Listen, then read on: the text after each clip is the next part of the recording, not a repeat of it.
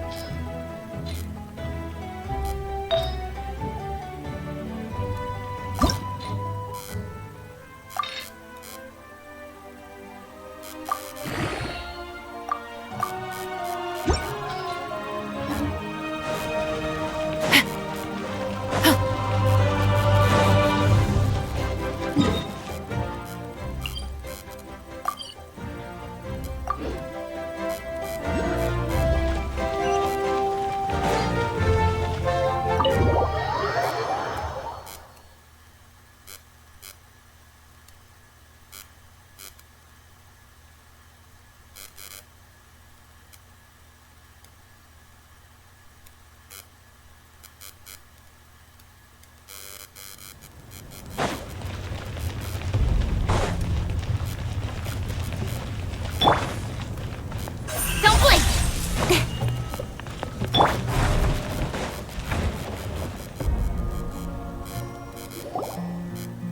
Huh. There's a lot less stuff here than before. It's good to see you all here in one piece. I know you must have a lot of questions, but let Koichi check you over first. It's best not to let any lingering effects of the Abyss go untreated. Thank goodness you made it back. I came here as soon as the Pyro Archon told me about your plan. Take a seat, everybody. I'll examine you one by one.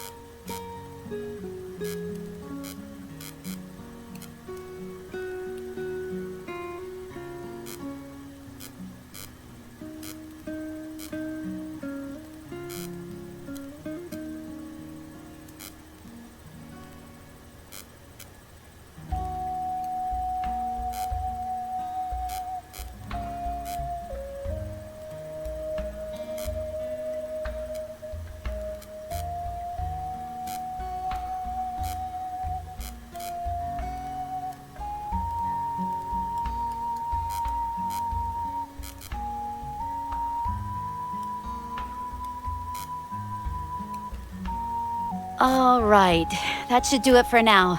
But just to be safe, I'll perform another checkup in a couple of days. I have to say, though, I've never seen anyone react to the Abyss like you, Traveler. It's like you're completely immune to its power. She's always been special like that. She can even purify its power. Wait, now that you mention it, Paimon doesn't think she's affected either. Given the current situation, that ability will likely play a great role in the events to come.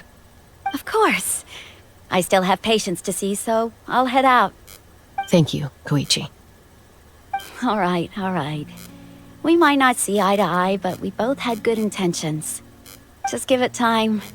I'm sure we'll figure things out between us one day. Yeah.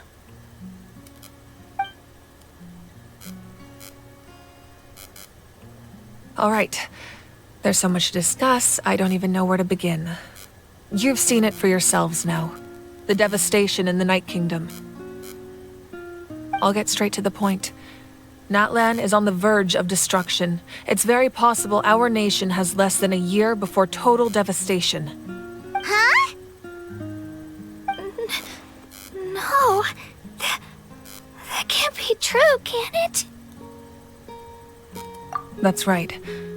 But I've only ever disclosed that fact to the handful of people working with me to save this nation. Our looming destruction is not a recent development, but the inevitable conclusion of the disaster the Abyss initiated 500 years ago. Mualani told us a little bit about that. 500 years ago, all the nations of Tevat were invaded by the Abyss. Unlike the other nations, Natlan never had stable and deep-rooted ley lines, so we suffered the worst of the invasion. The battle against the Abyss was exceedingly long and brutal. In the end, victory came at the cost of our civilization and countless lives. Even then, it took centuries of solving the disasters caused by the Abyss to finally achieve the peace we know today. And still, this is but a superficial victory. The forces of the Abyss have merely been driven back underground. Their threat to Natlan remains as real as ever. I'd never have guessed. The problems plaguing the Night Kingdom are all the more complicated because that realm is essentially functioning as Natlan's ley lines. Immediately after the war, our calculations estimated that we would have a maximum of 500 years before the Night Kingdom was completely lost to the Abyss. But at that time, we were a nation of the destitute. Our people no longer believed in victory, nor did they hold hope for the future. Our civilization was dying, our faith crumbling, and the line of power passed down from the Wayab nearly severed. If we didn't bring the nation back together, it would be foolish to even dream of defeating the Abyss in the future. So, the Archon had a long and involved discussion with the heroes of each tribe, and finally came up with a 500-year-long plan to save Natlan. So that's what happened. After finding Kachina, I encountered a strange figure who gave me a series of new memories. Since the plan was mentioned in those memories, I guess I've been chosen to play an important role in it. But there's still something I don't understand.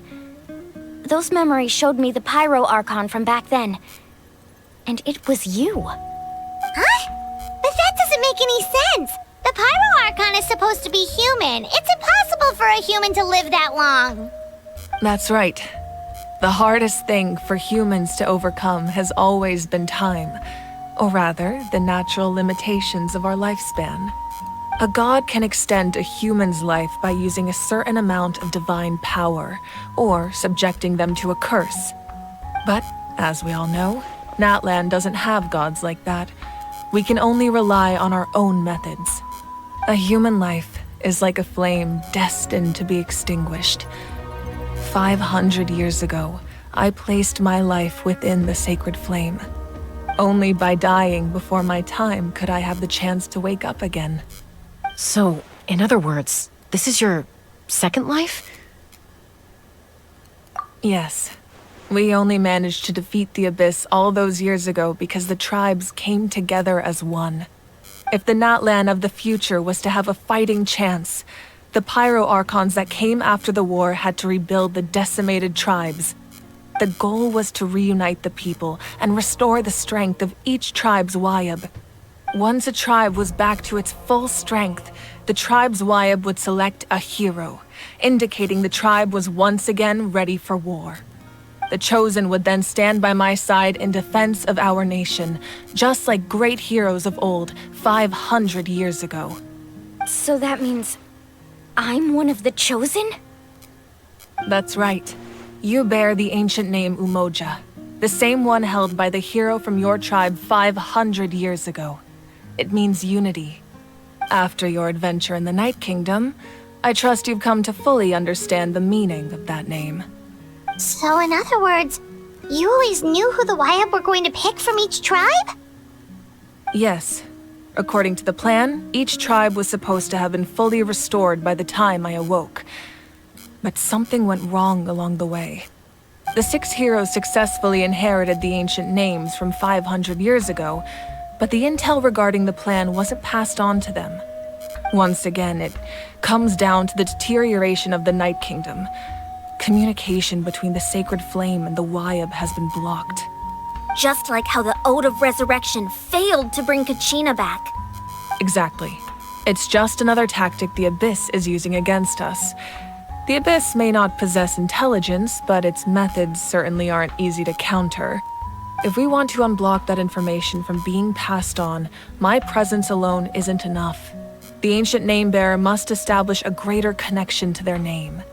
So, I've tried my best to help them from the sidelines. Currently, Shilonin of the Children of Echoes, Kinich of the Scions of the Canopy, and Iansan of the Collective of Plenty have all been acknowledged by their names. During your adventure, you too earned the acknowledgement of your Wyab Mualani.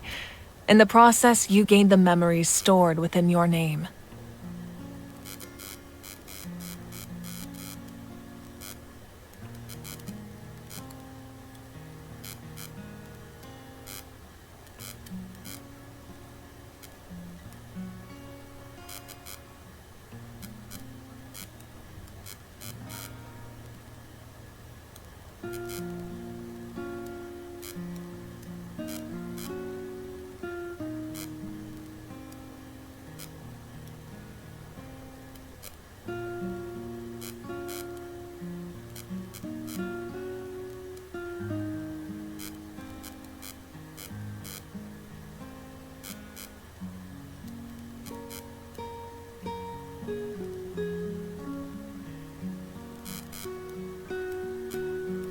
But we have less than a year! Yes, but we have no choice. We cannot start the plan until all the heroes have been gathered. That's also why I haven't been able to take action despite the urgency of the situation. But if you knew this whole time, why didn't you just tell me about my role in all this? Wouldn't that make everything go a lot faster? Perhaps, but the opposite could also be true. Knowing your destiny too early could mean failing to realize your full potential. Just like your determination to save Kachina, I hope your commitment to this endeavor comes from your own strength of will, rather than a sense of obligation. So I suppose you're not going to tell us who the final 2 heroes are then? That's right. Their time is yet to come. Putting pressure on them beforehand will only hinder their development. I can only trust in the judgment of the Wyab. I have never believed I could solve this crisis alone. In fact, it was precisely because I chose to trust and rely on others that we managed to get this far. Natlan's salvation lies not in its Archon or any singular individual, but in us all. You're quite perceptive, aren't you? I thought I might get away with avoiding the topic. Huh? Oh, right! All of the stuff you stored here before, where did it all go? Even though I sacrificed my power, I still needed a contingency plan to ensure you would make it back from the Night Kingdom. After all, I was the one who allowed you to take that risk, and Mualani has an important role to play in my plan. In addition to their sentimental value, the items I stored here held a much more important purpose: fuel. Fuel? Ah, so back then, that's why you... Yes. The stories embodied by those items are certainly important, but there's an even more significant trait they all share. Every item belonged to a hero of Natlan. Over time, they became imbued with a certain amount of contending fire from being carried in battle. On their own, each item's power is limited. But together, their combined effect can prove quite useful in a dire situation. By burning those items, I was able to activate the contending fire stored within them to open the boundary between the two worlds. It was a rather crude approach, so all their power was depleted in an instant, as you can see. But aren't they all precious treasures? What about their stories? That's exactly why I dragged you all here. No matter what, I never wanted the Pyro Archon to have to use that power. Oh, I'm so sorry. You have nothing to be sorry for. You all deserve my thanks, actually. If you hadn't saved the totem pole, that area of the Night Kingdom would have been forever lost to the abyss. And then, it would only be a matter of time before the Children of Echoes was met with disaster. Besides, when those heroes entrusted their belongings to me, or the Pyro Archon of their time, it was out of a desire to contribute to Natlan's survival. If they knew those items helped save the present-day heroes of Natlan, they would not mourn their loss. Even when you put it that way, I still feel bad. There's no need. Remember what I told you about time? The people and the events of the past are never truly lost to us. We simply carry them with us in a different form. In that sense, we didn't lose anything at all. If you still have regrets, let them fuel your resolve in the battles to come. Your deeds will become new legends and nurture new forms of power just like the items once stored here. Well, we'd still like to return the favor. Well, if that's the case, just treat me to a drink sometime. Now that Kachina has returned, we can finally hold the victory feast and celebrate your team's triumph in the Night Warden Wars. And we could all use the rest, that's for sure. Plus, you'll be able to silence everyone who doubted you once and for all, Kachina. Still, now that I know the danger we're facing, having a victory feast doesn't feel right. Try not to let it get to you. It's important to stay calm. Worrying about it will only affect your judgment. All right, you should head out. I'll join you in a bit.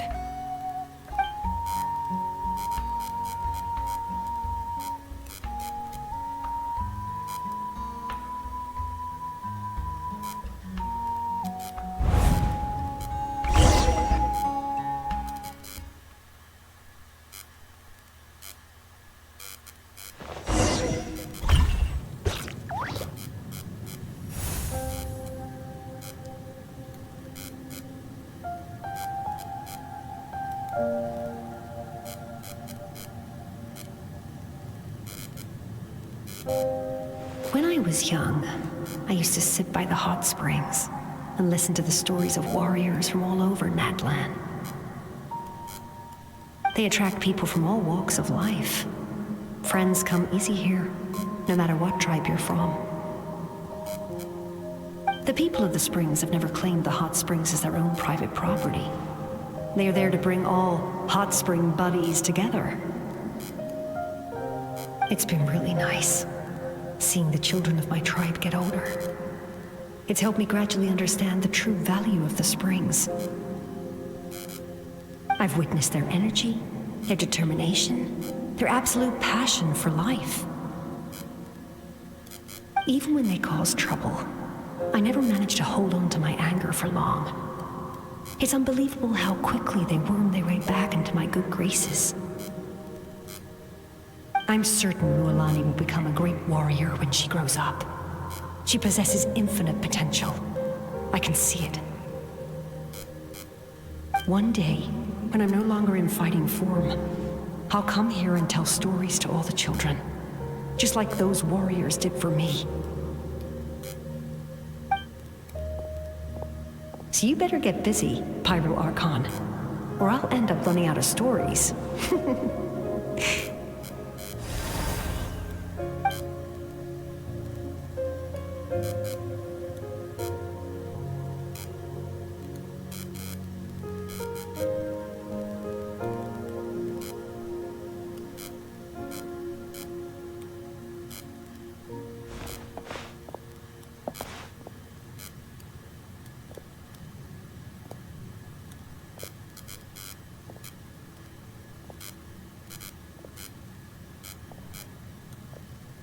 Our nation is engulfed in darkness. Our tribes stand divided, and yet you promise victory in the distant future. The Abyss is a cunning enemy, one that I faced in battle many times. Were that not the case, I would never understand exercising this degree of caution. My rage will never know absolution, and my power will no longer aid you in victory. But you came to me because you knew you could convince me with just a single sentence. I understand your choice. The heroes of today will forge the path ahead with blood and fire. Just remember to earn us the victory we are owed. Otherwise, rest assured, I'll find a way to collect the debt. For Natlan.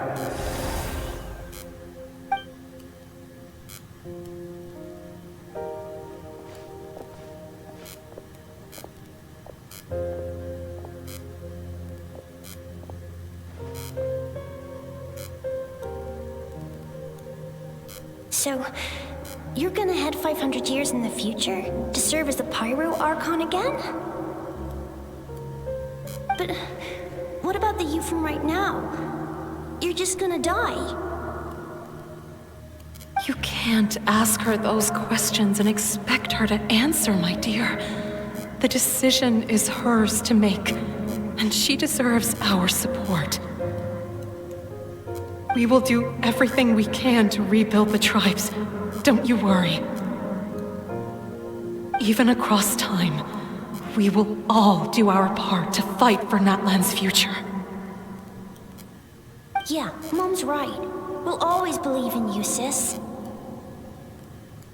Seriously though, Dad should be here. Where is he?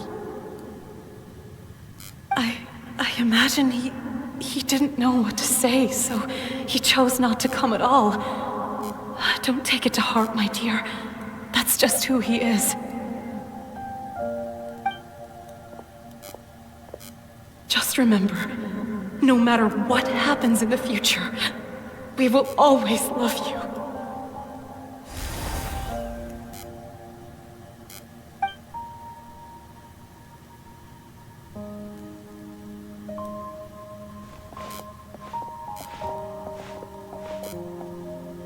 I'll come find you one day. I know I can't live that long, but I'll think of something. There has to be a way for us to meet again one day. If there's an answer out there somewhere, I'm gonna find it. So, don't forget about me.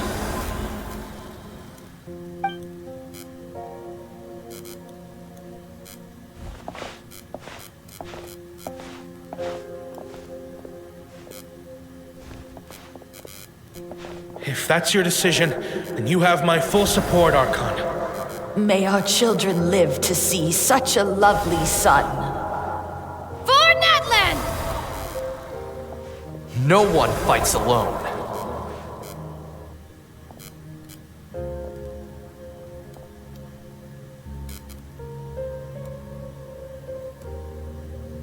The rules are my legacy. They shall grant us the strength to overcome the next tragedy. War forged the 6 tribes, taught us how to fight, instilled in us what it means to love. Who will be the one to bring this to an end?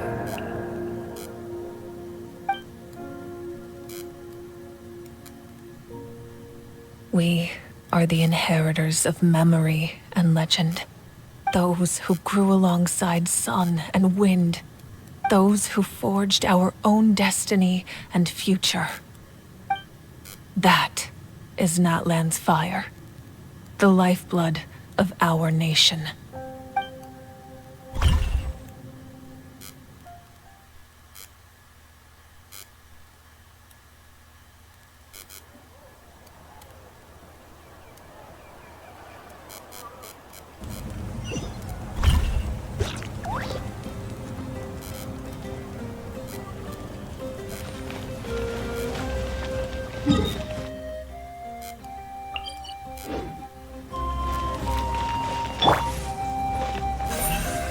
bit of light.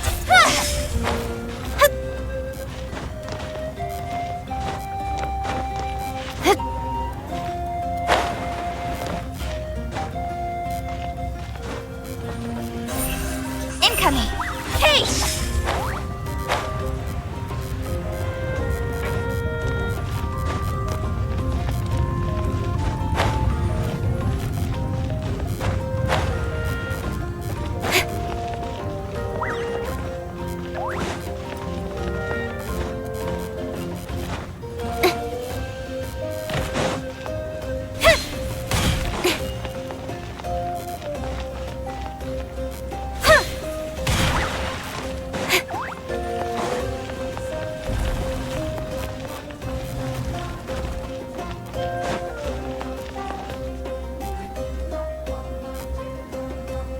Koichi! You here for the victory feast too?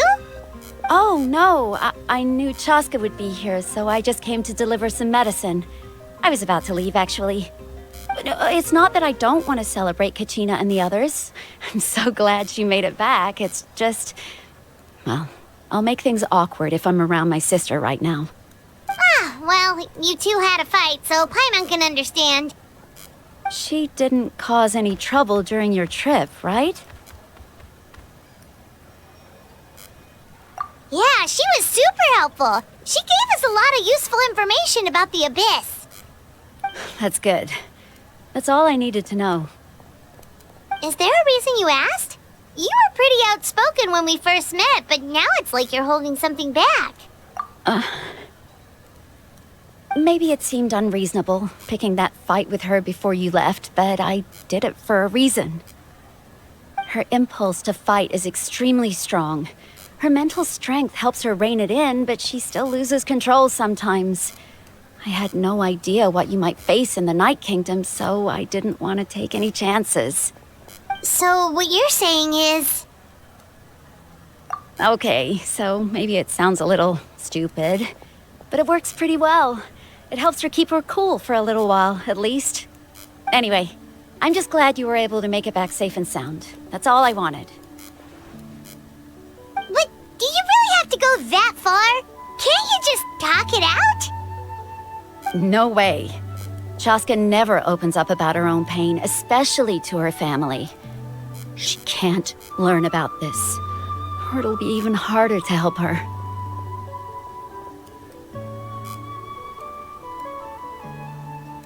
I appreciate the understanding, and don't worry. I'll find a way to help her ease this burden. Anyway, I need to get going. Enjoy the celebration. Oh, and if you ever need a doctor, you know who to find.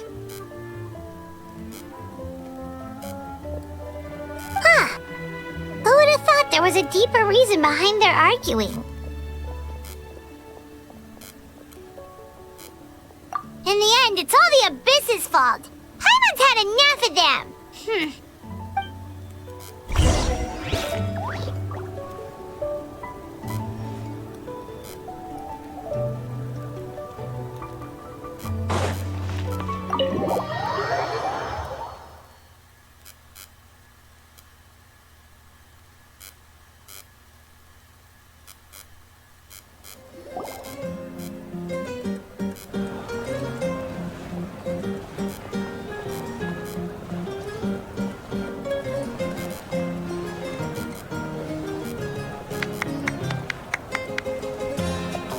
Let's give a huge round of applause to our brave young warrior, Kachina!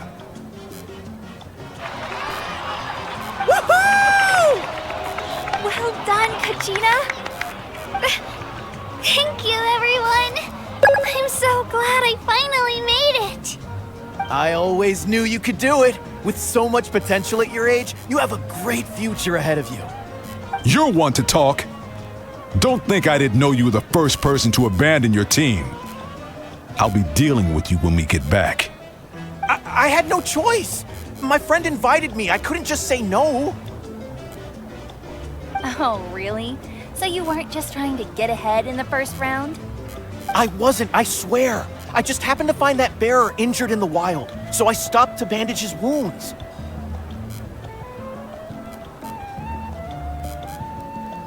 When he insisted on repaying the favor, what was I supposed to do? I'm just one person. I figured Kachina would have no trouble replacing me. But the fact of the matter is that after your departure, everyone else started thinking about swapping teams too. I'm really sorry, Kachina. It was wrong of us to abandon you like that.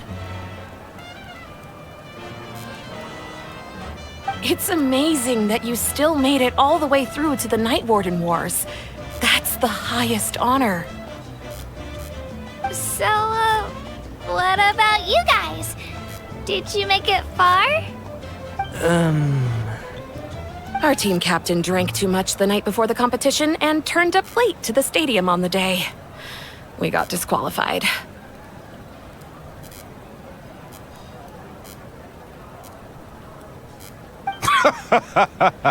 Serves you all right. No sympathy from me. All right. There's no need to be like that, Uncle Pakal.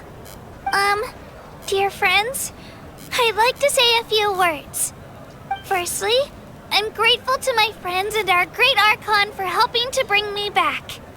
This traveler and her companion Paimon are some of the strongest people I've ever met.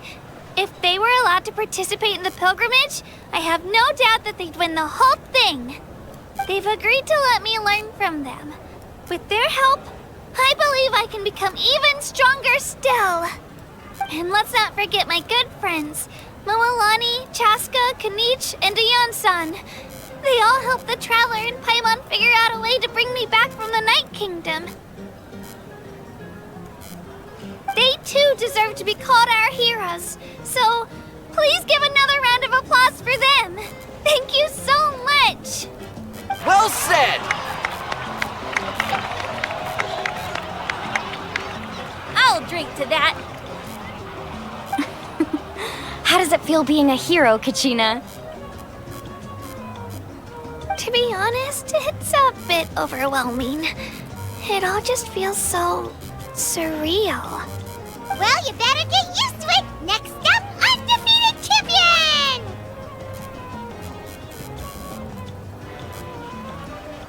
Hey, please don't make fun of me.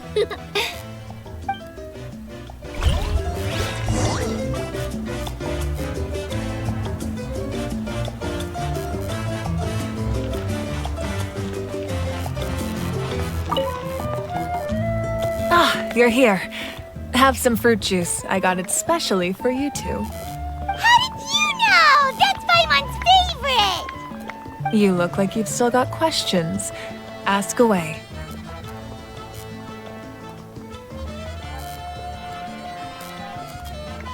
Because they had their own lives to live. The thought of telling them, abandon your families and everyone you love, and come with me to the end of time, for in 500 years Natlan will be destroyed, it seemed too cruel. You could just as easily point out that everything in this world would come to an end eventually. But life is short, and beyond a point, it just doesn't seem real. Imagine if I said, let's leave right now, and go save the sun because it'll flame out in a few million years. It would sound quite ridiculous. I couldn't make them shoulder that burden with me. Besides, every generation will have its heroes, this one included. The plan could still work without them. Or, of course, without me. But since I was the one who came up with the plan, I felt duty-bound to see it through to the end. Paimon's suddenly remembering that portrait in your room. Was that your family from back then? Yes, it was. So when you asked me who my sister grew up to be, the truth is that very little information survives. From what I've been able to piece together, I can conclude with a reasonable degree of confidence that she ended up as an architect and artist. She played an instrumental role in rebuilding the scions of the Canopy tribe, designing and building many houses. But of course, none of her buildings are around anymore.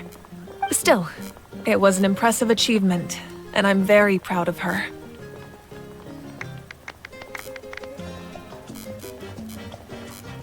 You feel loss keenly.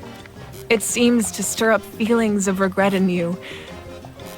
But this is something I have long since come to terms with. This is a war, and there can be no war without loss. I am already far more fortunate than those who lost their lives to the Abyss. The people of Natlan look to me as their Archon, and the weight of their expectations is mine to bear. I must see our fate through to the very end, no matter what I may find there.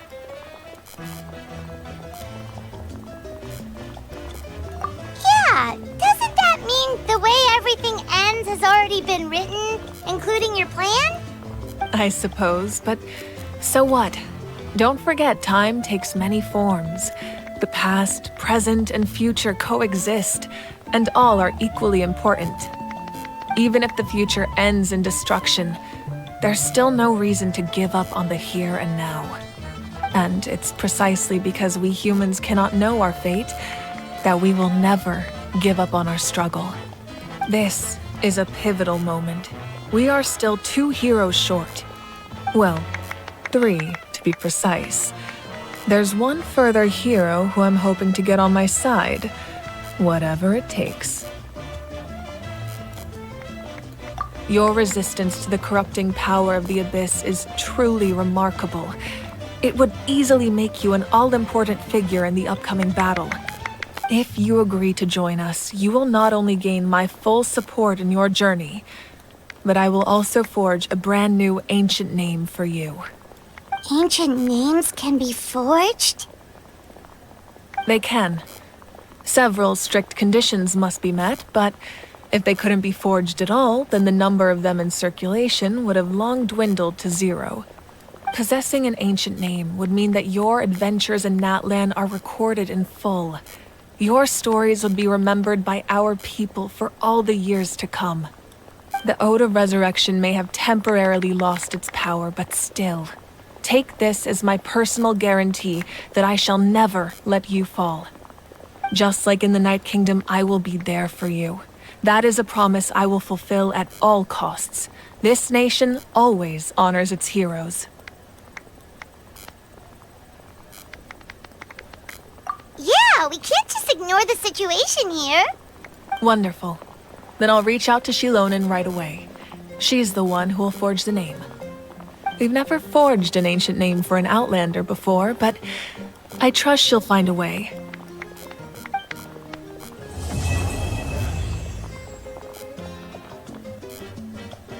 My lord, we've received word that the Pyro Archon has lost much of her power.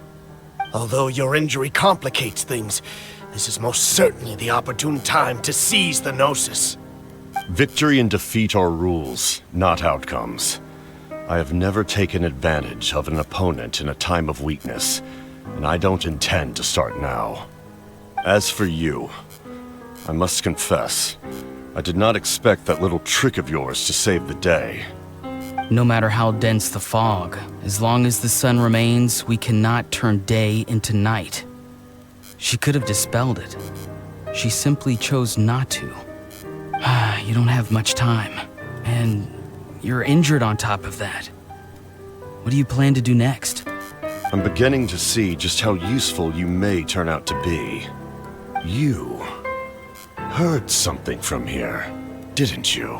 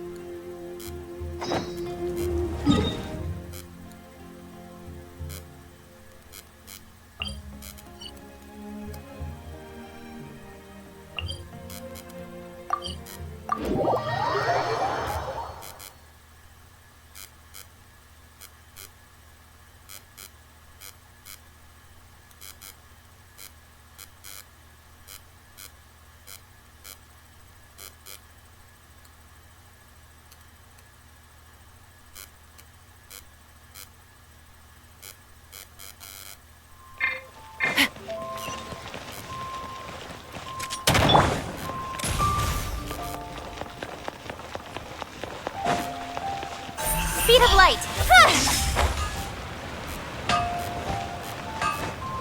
Yeah.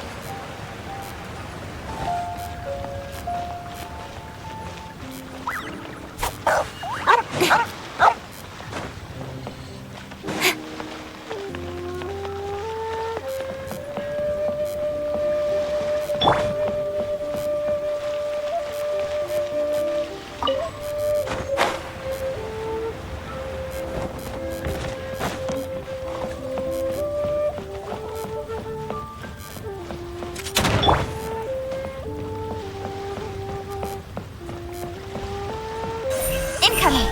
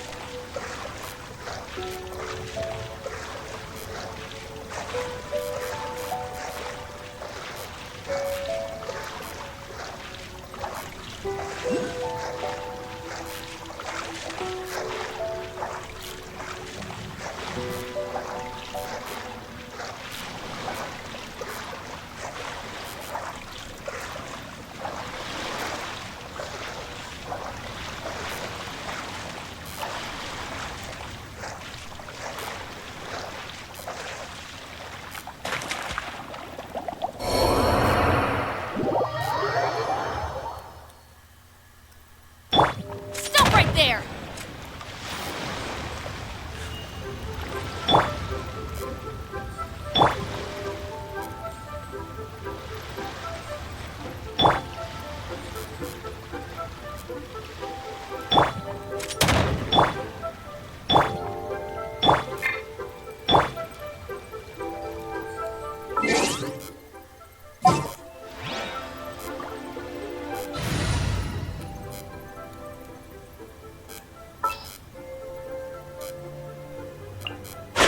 Hey guys, how's it going? Faster!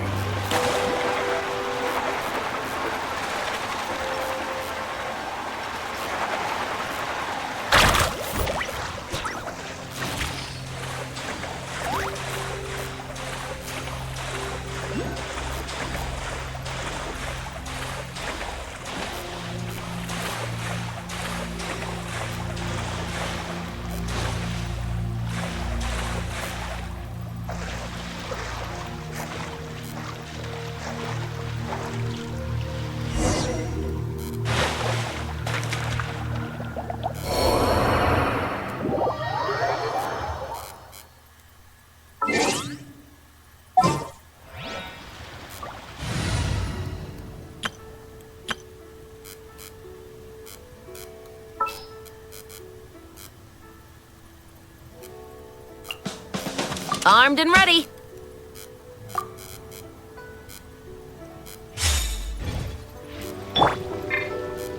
Final warning!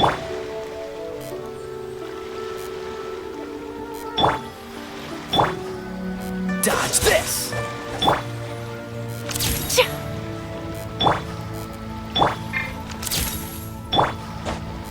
Cool it! Hold that pose!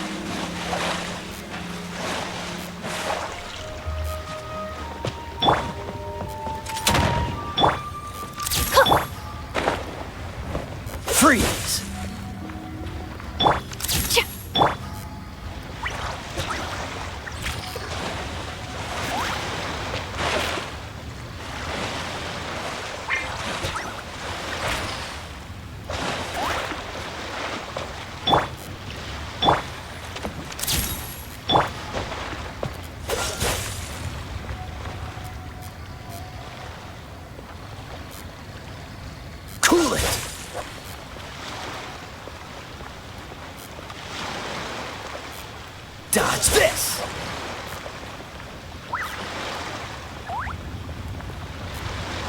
Freeze!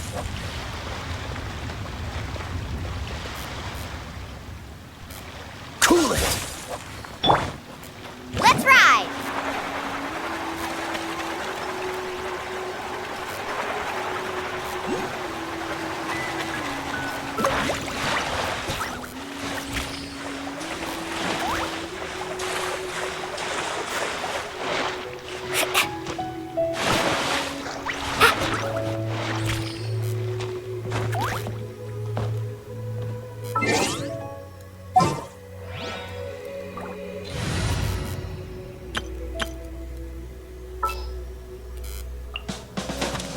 All right, team.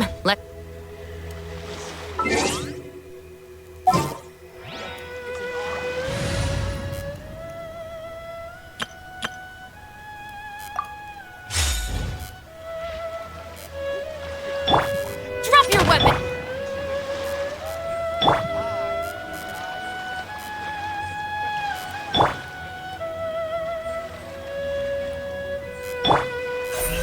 Don't blink! Hey!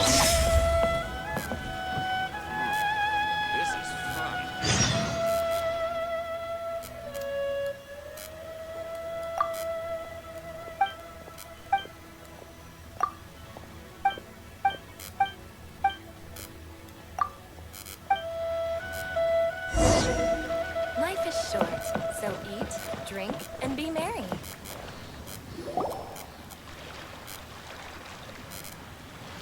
Oh? I didn't think I would see you here. Are these two your friends? Yes, we had the fortune of meeting not too long ago. They are quite a knowledgeable and talented pair, and a pleasure to be around. Traveler, we were just discussing the history of Rex Lapis. Would you like to listen? This, good sir, seems not to appreciate the almighty power of the Lord of Geo. As a professional archaeologist, I'm inclined to correct some of his erroneous views. We are discussing the whereabouts of the first Mora. The first Mora? As everyone knows, the Lord of Geo taught the ancient people of Liyue the craft of smelting, creating goods that allowed them to develop trade with the early nations of that time. Today, Liyue holds the sole right to cast Mora in the entire continent of Tivat. The world's very first Mora should have been cast by the hands of the Lord of Geo himself thousands of years ago. According to my research, as well as my own hypothesis, I believe that this coin of unique historical significance has been passed down secretly through the years as a kind of token.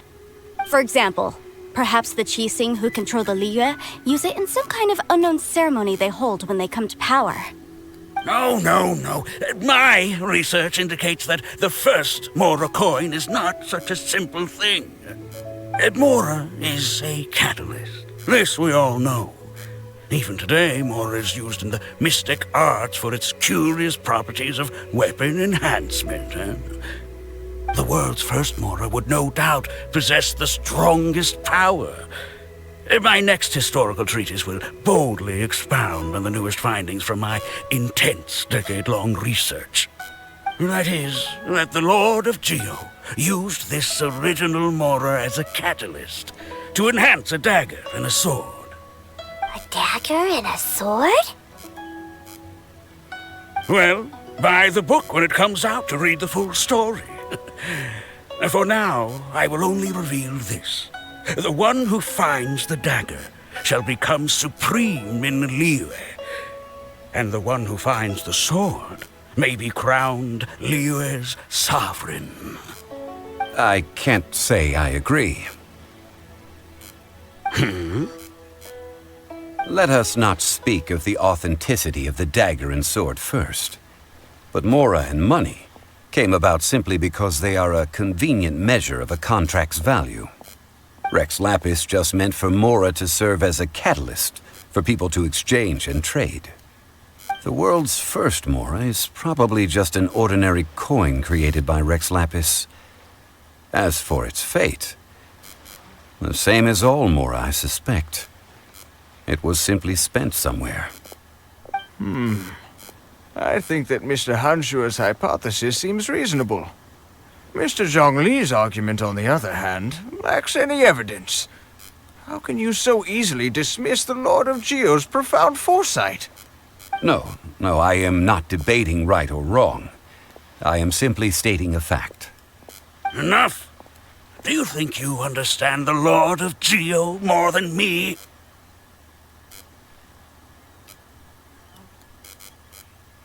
I know but little about history, and I wouldn't dare to brag. But discussion is meaningless if everyone has the same opinion, no? Well then, answer me this. Long ago, when Liyue Harbor was being constructed, the Lord of Geo taught the people how to build houses. The model home he used to teach them was completely cast from Mora, correct? That is correct, indeed. Okay then, tell me. Why would the Lord of Geo do something so extravagant, if not because of the mystical power that Mora contains? There's a simple explanation, really. To the god of wealth and commerce, what material is easier to get than Mora?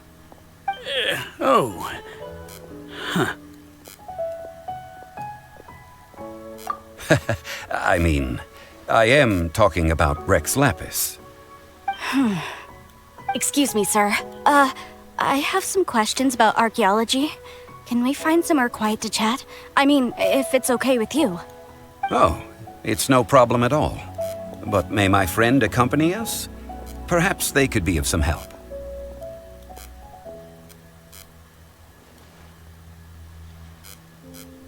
Of course. They can come if that's what pleases you, sir. Let's go.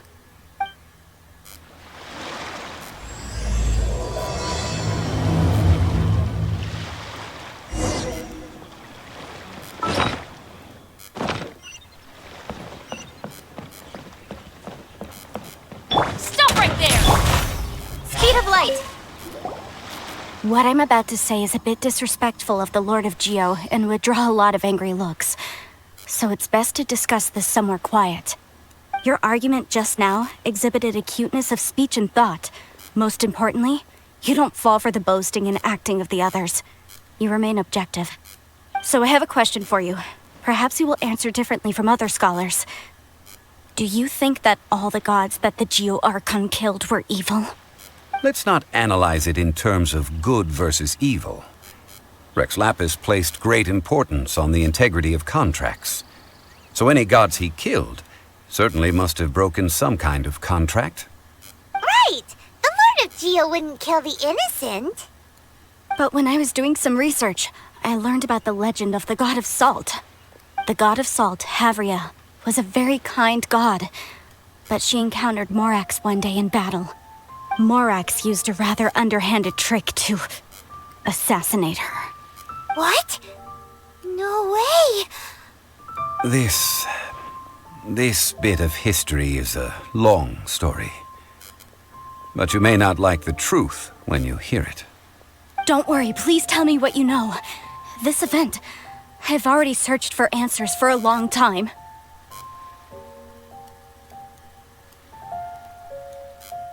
Quite so. I don't know where to begin. Over here, Mr. Zhongli. I've been looking for you.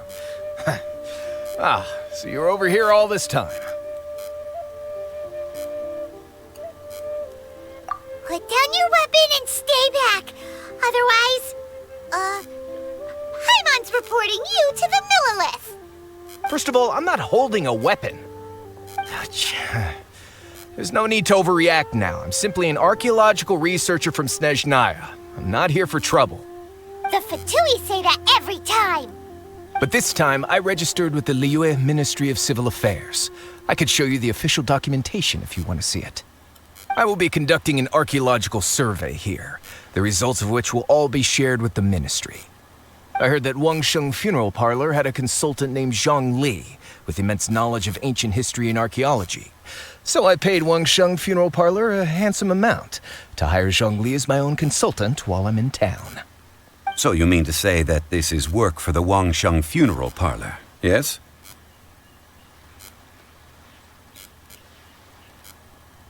Well, since it's work, I don't have a choice. A consultant of the Wangsheng funeral parlor must respect their duty. Of course you would be such a reasonable man. Well then, let's head out now, shall we? Wait, if you are studying archaeology, can I go too? I am also a scholar in this field, so I can help. That will give us a chance to continue the topic we were just discussing. Oh, and you should tag along too.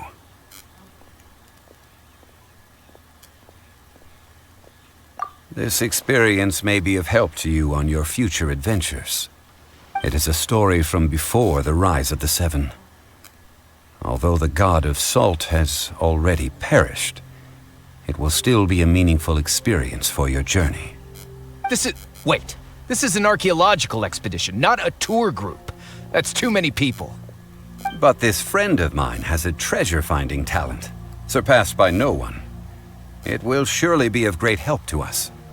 Oh? What talent? If my friend espies a treasure chest, they will absolutely find a way to open it. Hey, Paimon's good at that too! Well, that is quite enticing. All right then. Well, let's go. There's no time to waste. When the Overlord of the Vortex was crushed by the Jade Chamber recently, perhaps something of interest was washed ashore. An ancient artifact would be good. Traces of ancient activity would be great. But a piece of the god's limb would be even better. Who knows what surprises we may find.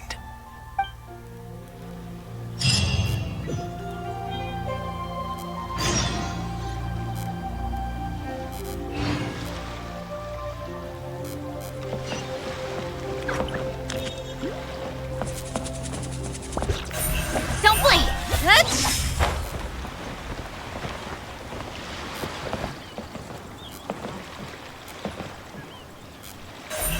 Incoming!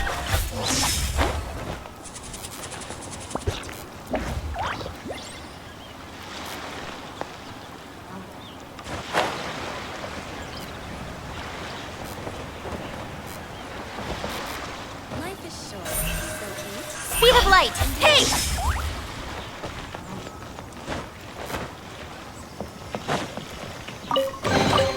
Not bad, as far as treasure is concerned.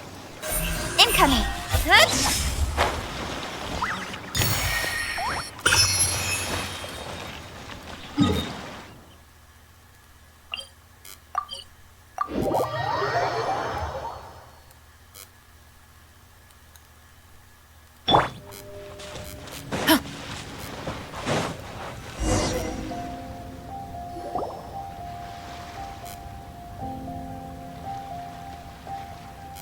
This place looks so ordinary. Can we really find anything valuable here?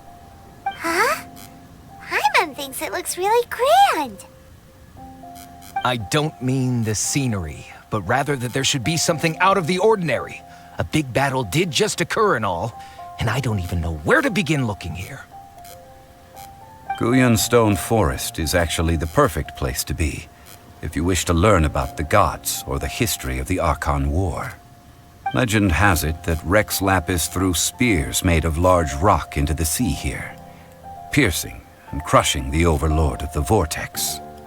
After many years of wind erosion, those stone spears have turned into the unique rock formations we see now. These mountains were the Lord of Geo's weapons? What we see now is just the part of them that remains. The stone spears hurled by Rex Lapis all those years ago were much greater, both in number and in size. But due to the different angles they landed at, their large centers of mass, erosion by seawater, and years of gravity, many of them have been completely swallowed by the sea. So besides wind erosion, the initial collapsing of the stone spears also played a big part in the formation of Guyan Stone Forest. Well, a god able to fight one so powerful as Rex Lapis was certainly very strong in its own right. Indeed. This is where the value lies in research at Guyan Stone Forest. Most of the objects from that time were lost to the sea. But the gigantic waves created by the Overlord of the Vortex have given those sunken objects a chance to see the light of day again. So you're saying that if we look carefully, we'll be able to get very, very rich. I mean, rich with archaeological knowledge and historical value, yes? That's all I seek in life. Well, since we brought so many people, I think it would be best to split up and look. Okay then. I will go with my friend here.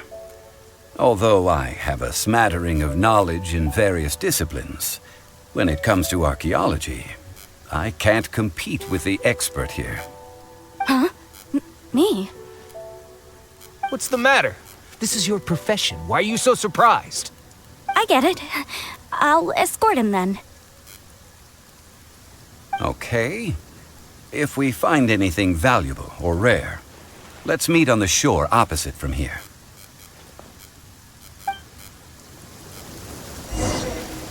The ancient god probably left behind lots of elemental marks. Following them should make our search much easier. Well, go ahead then. Use your elemental sight to look for any marks.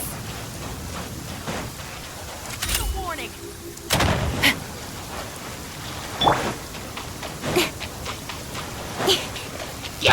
Speed of light!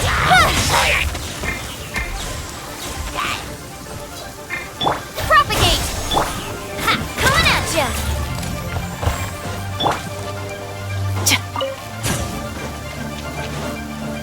Stop right there! Hey! Watch out!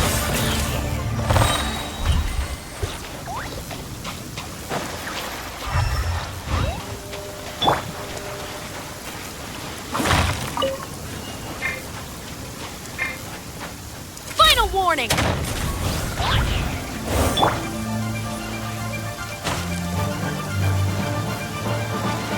Don't blink!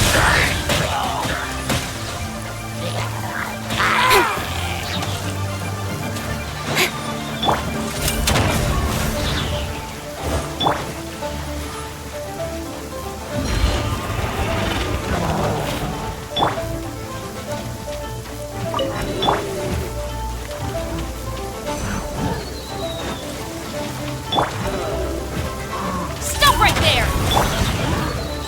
Ha! Watch out!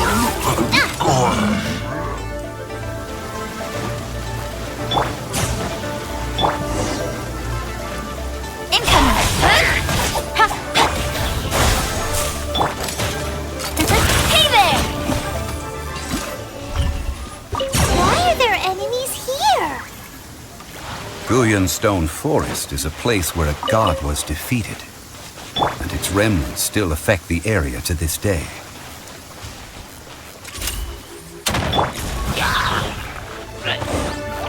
Speed of light! Hey! Propagate! Yeah, coming at ya! Coming at ya!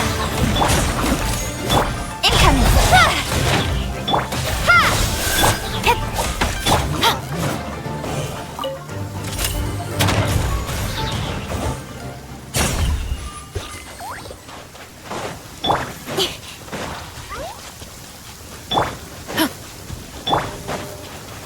Don't blink! Hey there! This one's got yours! Propagate!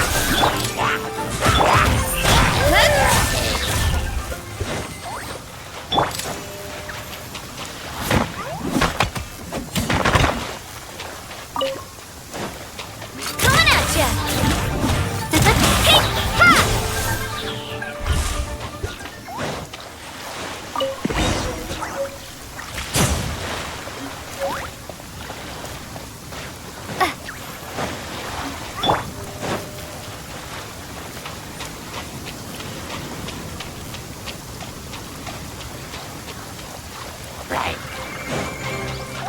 Final warning. Speed of light! Hey! To the chase! Attack! Hey there! Scatter! Yeah!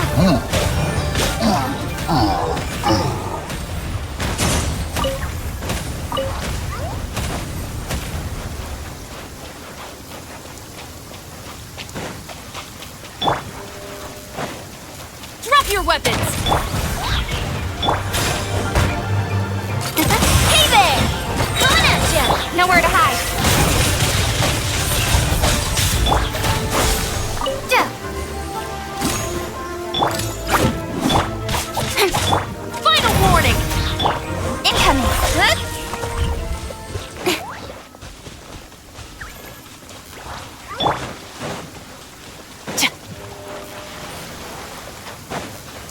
They're gathering together here. But why? See that object in the center? Perhaps it emits the remnant strength of the god. That would certainly attract you. But the hydromimic monsters... I have a contract, and must put my personal feelings aside. Go ahead. Defeat them, and recover the relic.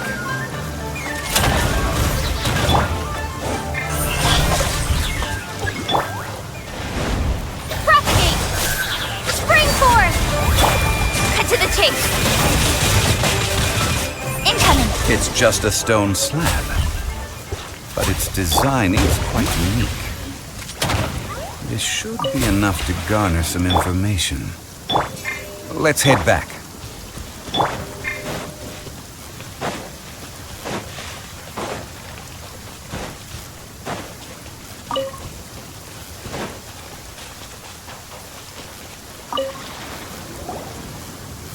You call yourself a scholar of archaeology? You can't even recognize this or that. What are you good for? We all have our areas of expertise. I already tried very hard to explain. Oh, stop arguing! What in the world happened? This girl just keeps bragging about how she's an archaeologist, but she doesn't even know anything about the surrounding ruins. I even know more than her. She left me to rely solely on guessing, experience, to find anything valuable to take back. Ugh, what a waste of time. I've just been researching the god of salt, so I'm not familiar with sea relics. Is that so strange?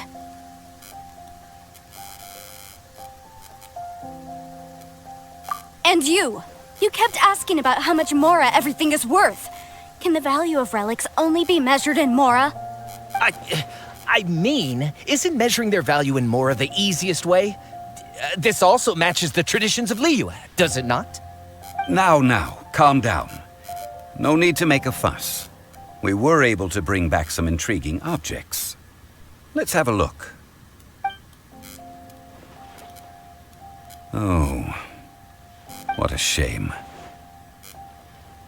These objects were indeed washed ashore by the Overlord of the Vortex, but they have nothing to do with the god besides being in the vicinity at the time.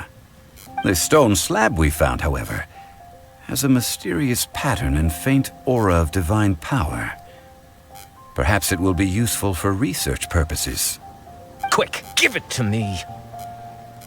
At least we didn't come for nothing. The power of the gods, yes! This is good. Oh, but these other objects are certainly worth a little something, right? It should be enough to cover the cost of hiring you. It's all mine. So, it's only valuable for research if there are remnants of divine power on it? Not at all. My quest to uncover the history of the god of salt is because history can tell us about culture and beliefs. But you're just trying to use archaeology to get rich. Nonsense! I'm a professional archaeology researcher from Snezhnaya. I swear, if I'm lying, may the Lord of Geo strike me down.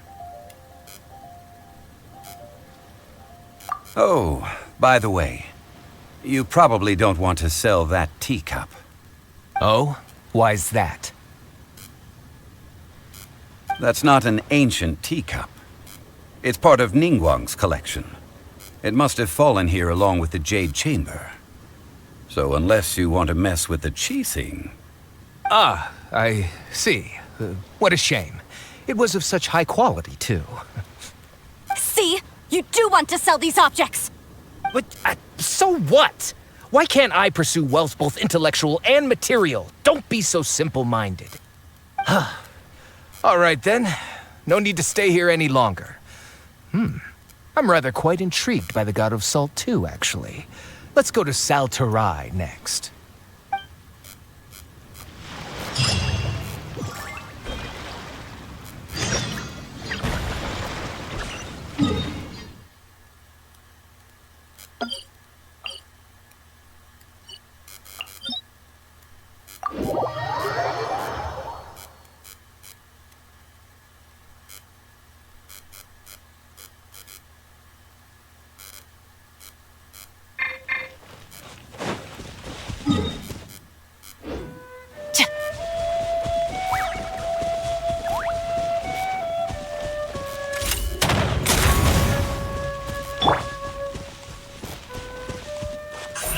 of light! Hey!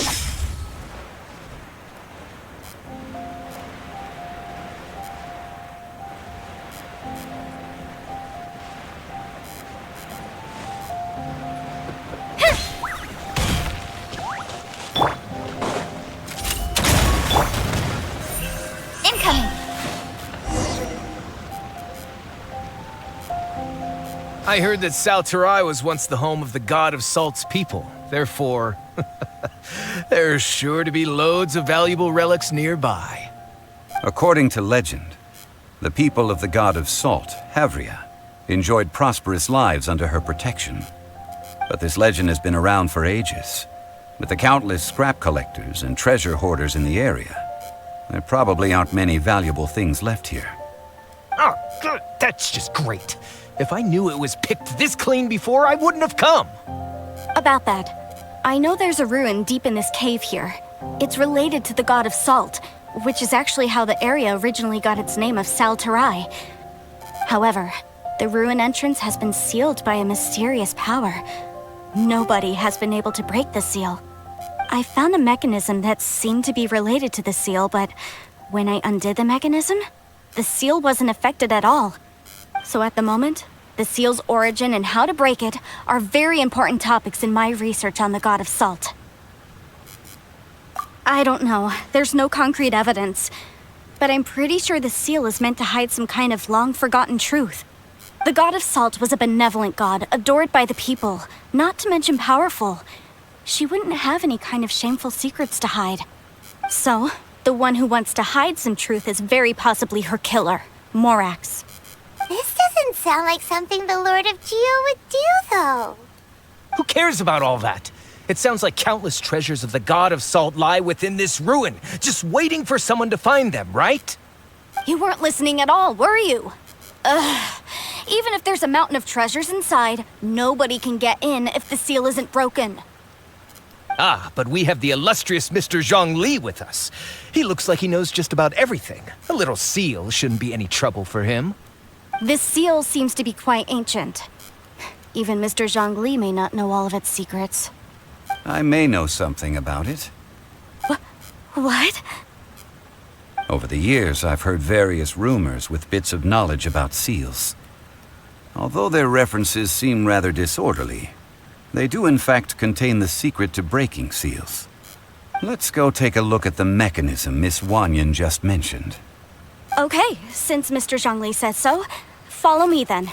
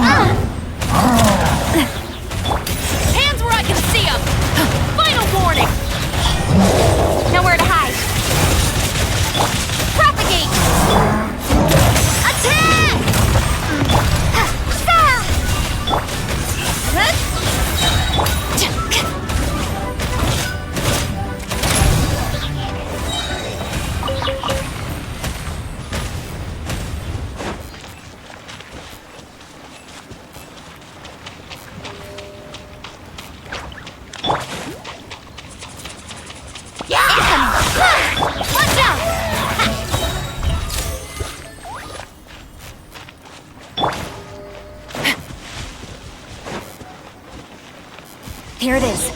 There's some debris scattered here that, when put together, look like they definitely had to do with the god of Salt. According to the inscription on the side, if one looks from a certain angle, the secret to the mechanism will be revealed.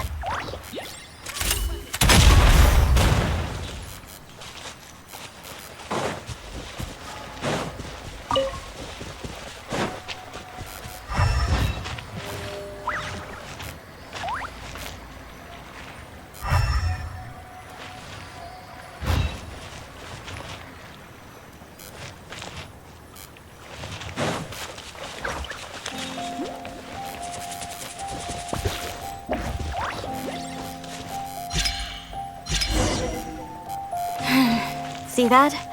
Although we activated the mechanism, nothing happened to the seal. That's because there's actually another mechanism that must be activated. Another?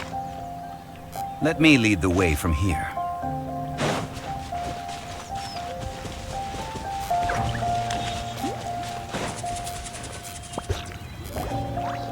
This place seems familiar. Huh, I remember. I think there's some elemental monuments here. So you're saying they're related to all this? When I investigated the seal last time, I had someone with a vision accompany me. But when we lit up all the elemental monuments, nothing happened. That's because you don't just need to activate them at the same time, but in a certain order as well. Otherwise, the seal will not be broken. The secret to this puzzle is hidden in the legends about the Archon War. Tianheng in the south, Yaoguang in the east, Jueyun in the west, Qingce in the north. All desolate and devoid of life.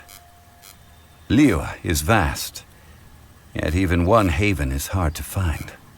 To the north, to the east. Do the people of Liyue always talk in riddles? I think I've heard this saying before. Certainly you have. And the contents of this saying are also related to the god of salt. To provide a haven for her people, whose lives had been ravaged by the Archon War, this benevolent god searched all across Liyue. At that time, with the chaotic fires of war engulfing the land, even one sliver of peace was a luxury. And that haven she eventually found is right here. Today, it is known as Sal Turai. How sad then. In the end, this peaceful place was destroyed by Morax.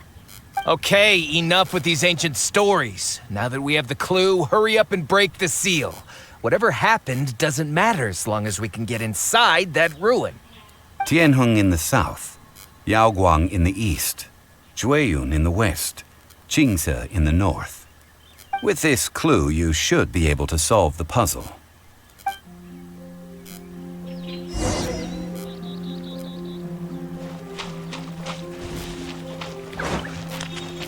Stop right there! Hey! Coming in! Jen. Scatter!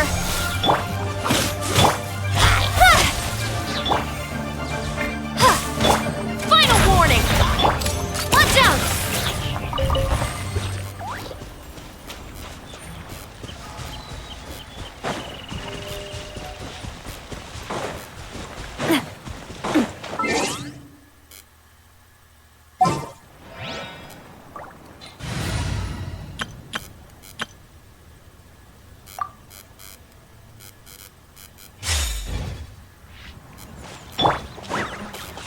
Strike!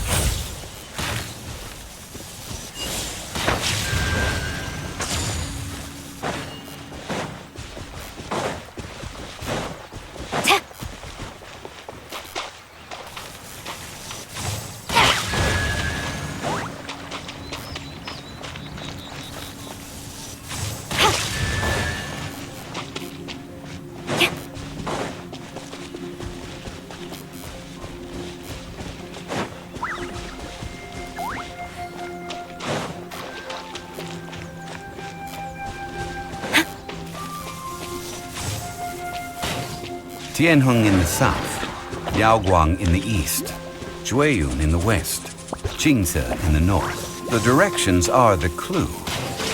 Give it another try.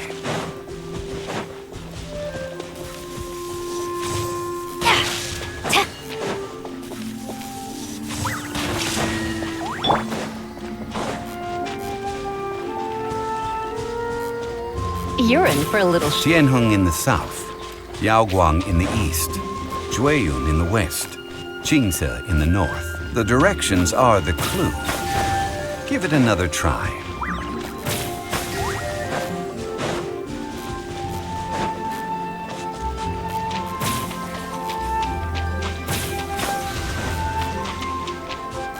You're in for a little Tianheng in the south, Yaoguang in the east, Jueyun in the west, Jingse in the north. The directions are...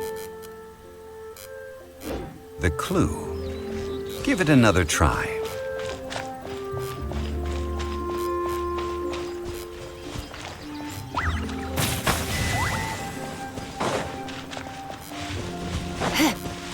Come a little closer.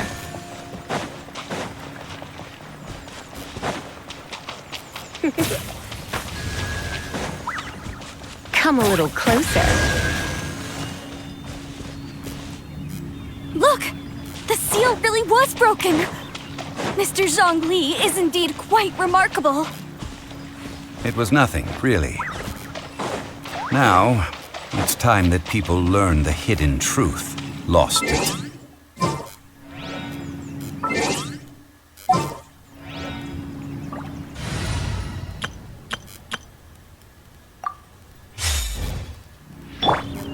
Drop your weapons!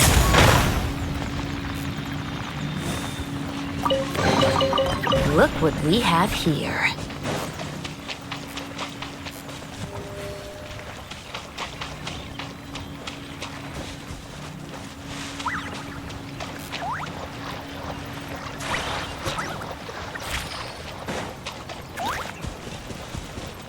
Stop right there!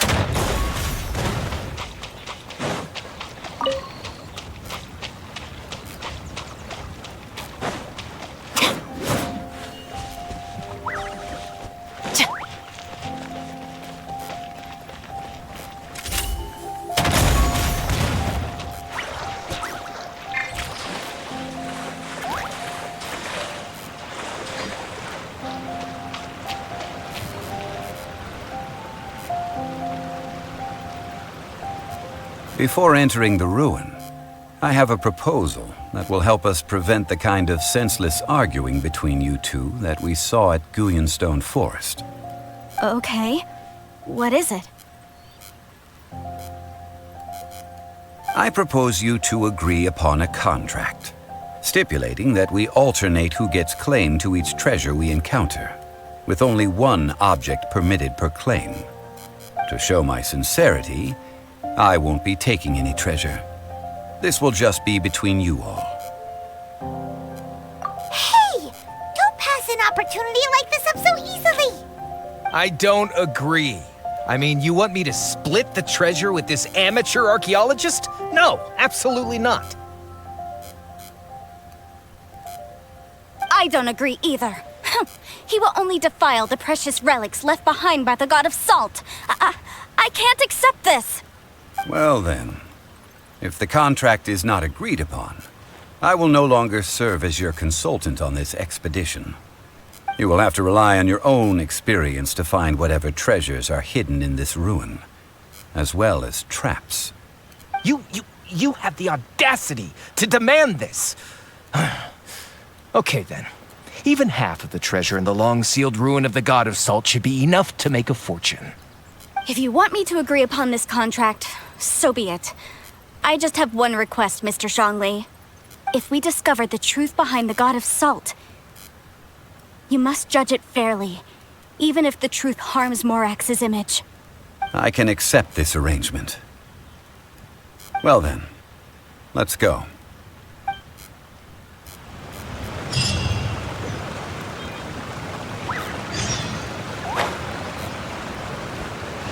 Drop your weapons!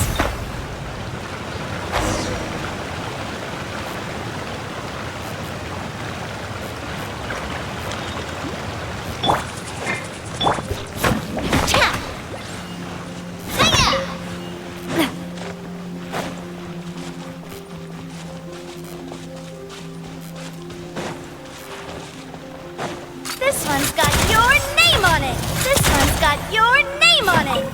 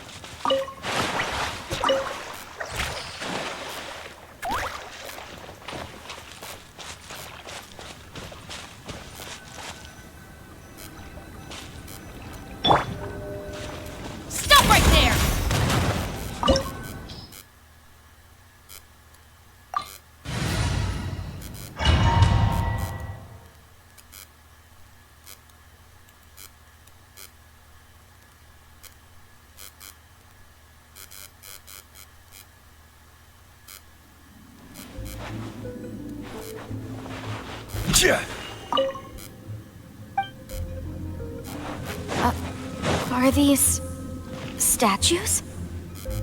No. These are people. Duh.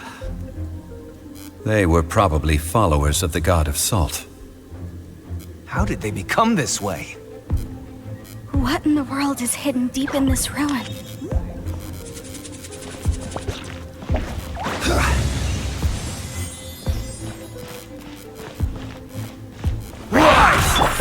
Don't blink! Hey! Final warning! Ha! Cha!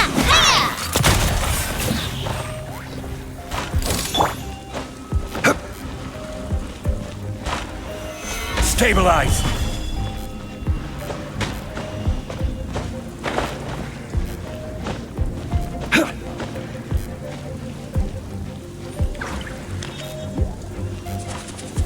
Gather!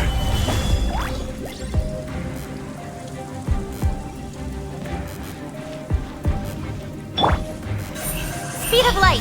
Huh?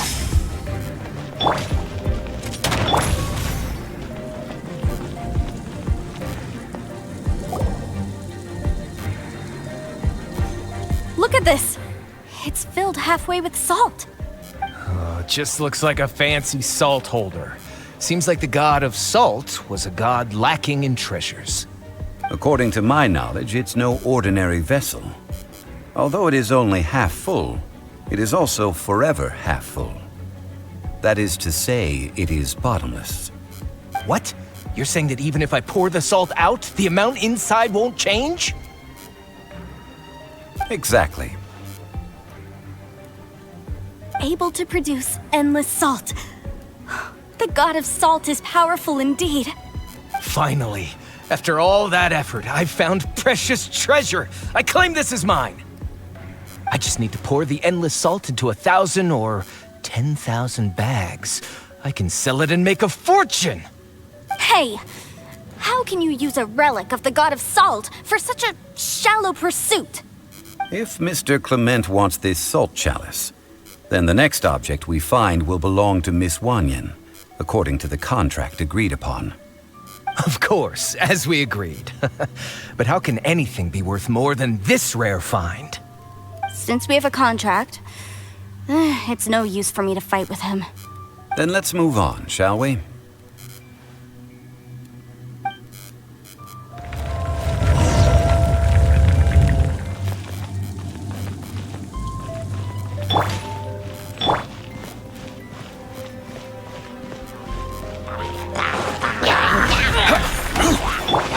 With sword comes shadow.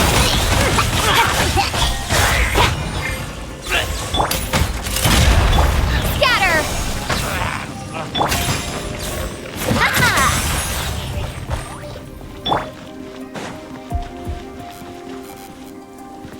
Quake!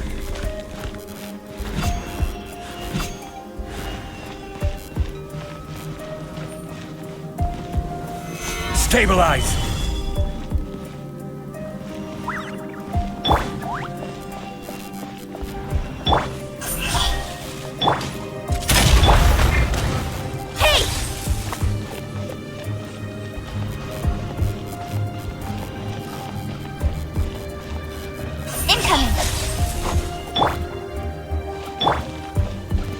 Crumble!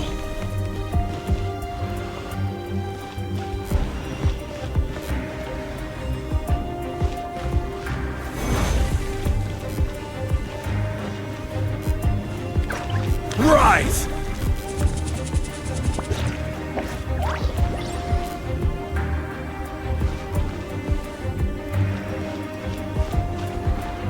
Crumble!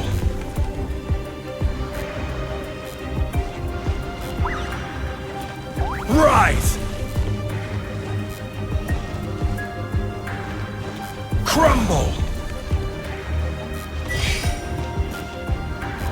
Rise!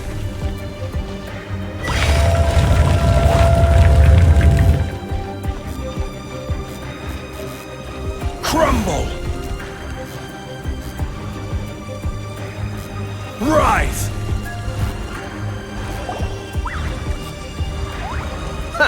Just a simple ruler. It doesn't look to be worth anything. This, if I remember correctly, this is some kind of measuring tool. Indeed. But the god of salt imbued it with another power. When you stick this ruler in the ground, the surrounding area will become covered in salt, much like a rising tide covers the earth. The deeper it is stuck in the ground, the more salt will appear. It is essentially a bumper harvest of salt. What? That's even better than the salt chalice! Well then, according to our contract, the salt ruler goes to Miss Wanyan. No, unacceptable. I paid for and organized this entire expedition. Why should I get the short end of the stick? And this girl has been useless. Why would she get anything? Oh boy, here we go again. So you are saying you want to break the contract? So what if I break it? Now that I've seen how the mechanisms in this ruin work, I no longer need you. Let's not forget who hired who here. Why should I let you make the rules? Because you agreed to a contract.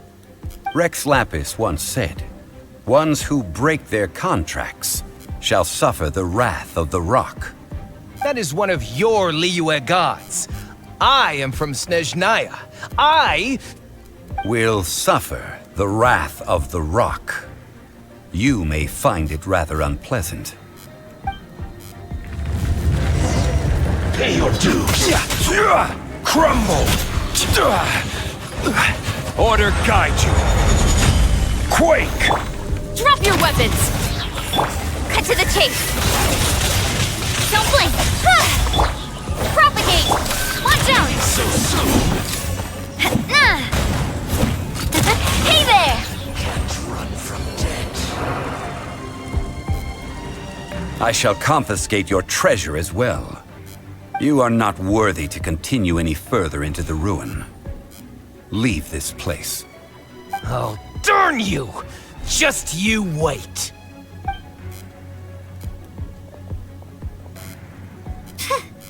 Some archaeological survey. He could only pretend for so long. Yeah, good thing Paimon can smell a liar from a mile away. Clement's wrongdoing stemmed from greed, yes. But besides greed, there are many other things that may tempt us to break contracts. When people see the object of their dreams, how many are really able to control their desire and follow the contract? I think we should be honest with each other now. Huh? Be honest about what?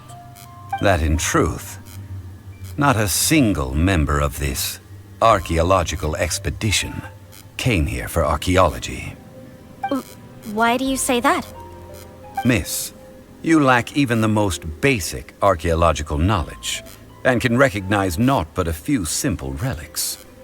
However, you are an expert when it comes to anything regarding the god of salt. You aren't interested in archaeology or relics. What you're really interested in is the god of salt. I believe those legends about the god of salt that you mentioned on the Pearl Galley are passed down between generations at Yinyuan Hall. Okay, that's enough. Sir, you are indeed a man of great knowledge and talents. I seem to have been right to seek you out once I plucked up my courage. You're right. I'm not a scholar of archaeology. I come from one of the 8 trades under the jurisdiction of the Qixing, Yinyuan Hall of the salt industry. Our ancestors were those protected by the god of salt all those years ago, when the Archon War engulfed the land in chaos. Oh, right! Now that you mention it, the people of Liyue very seldom use the name Morax. During the war, Morax assassinated our god out of envy for her power. He left us alone and lost in the world. We hate him! But this is Morax's Liyue after all. And its history is written as he wishes. So I seek proof of Morax's guilt. He has blood on his hands and cruelty in his heart.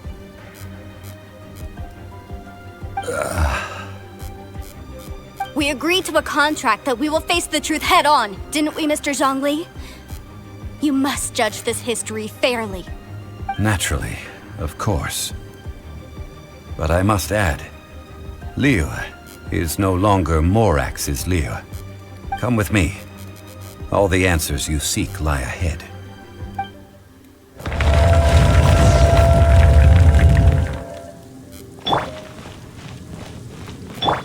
Stop right there!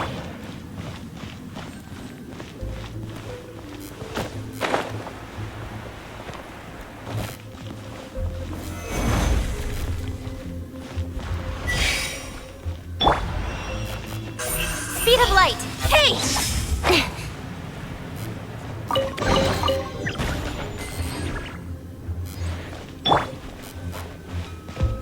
Rise!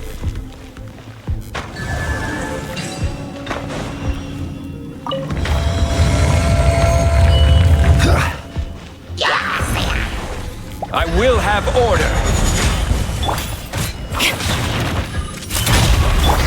Don't blink! Hey there! Quake! You asked for it! Nowhere to hide. Incoming! Watch out! Watch out! Ha! Hey!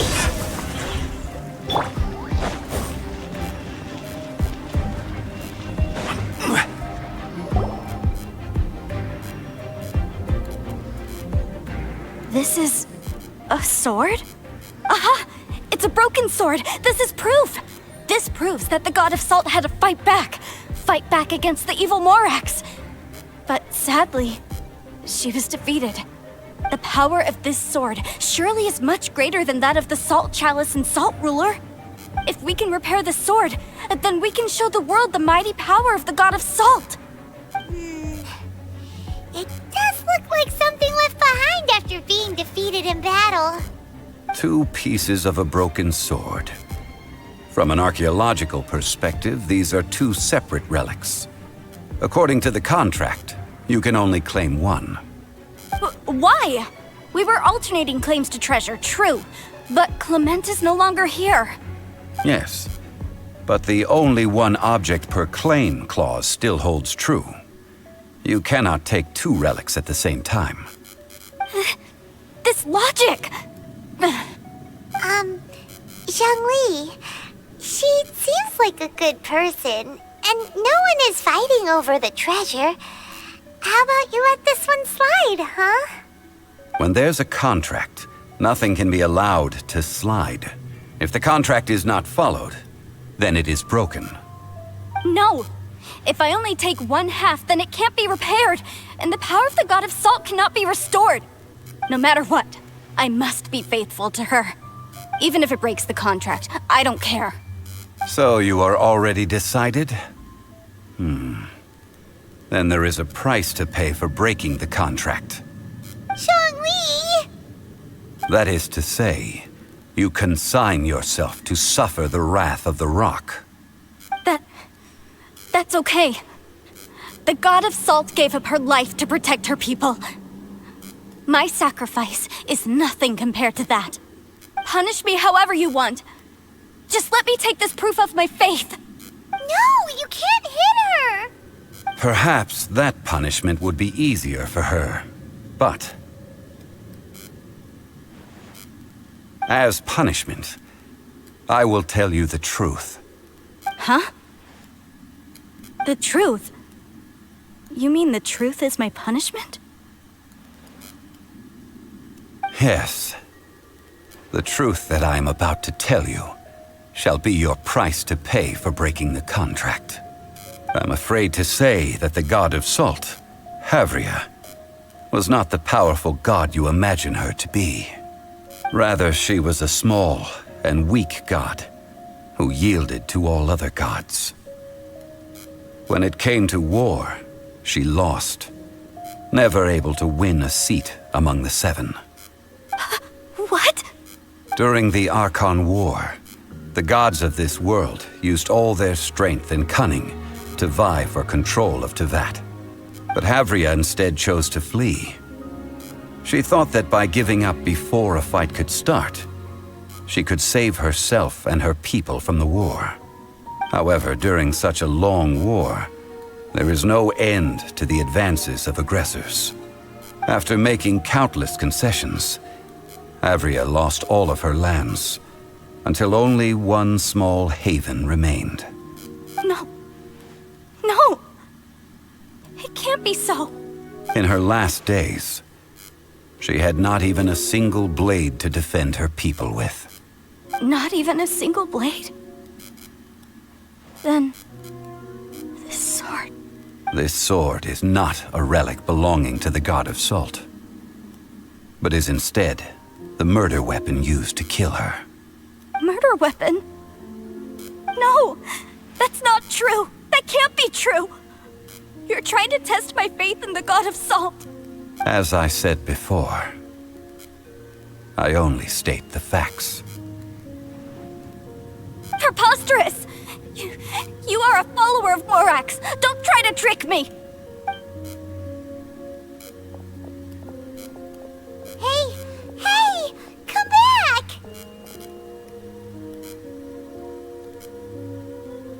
Indeed. Otherwise, why would I use the truth as punishment? I did not want to tell her such cruel facts. But the contract was broken. Let's follow her deeper into the ruin. There, I fear, we will find something that will leave her no choice but to face the truth.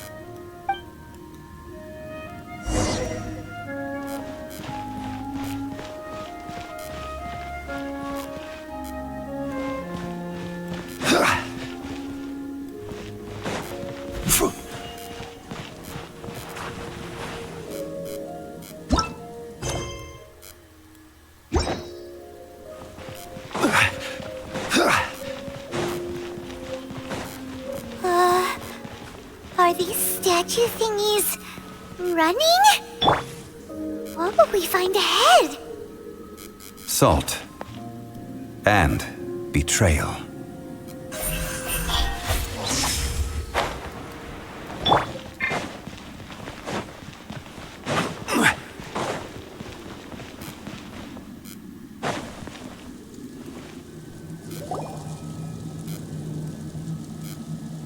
What are all these? What did they see? What did they do? What happened? Since you do not trust me, let us continue onward. That which lies beyond this door will show you all that happened back then.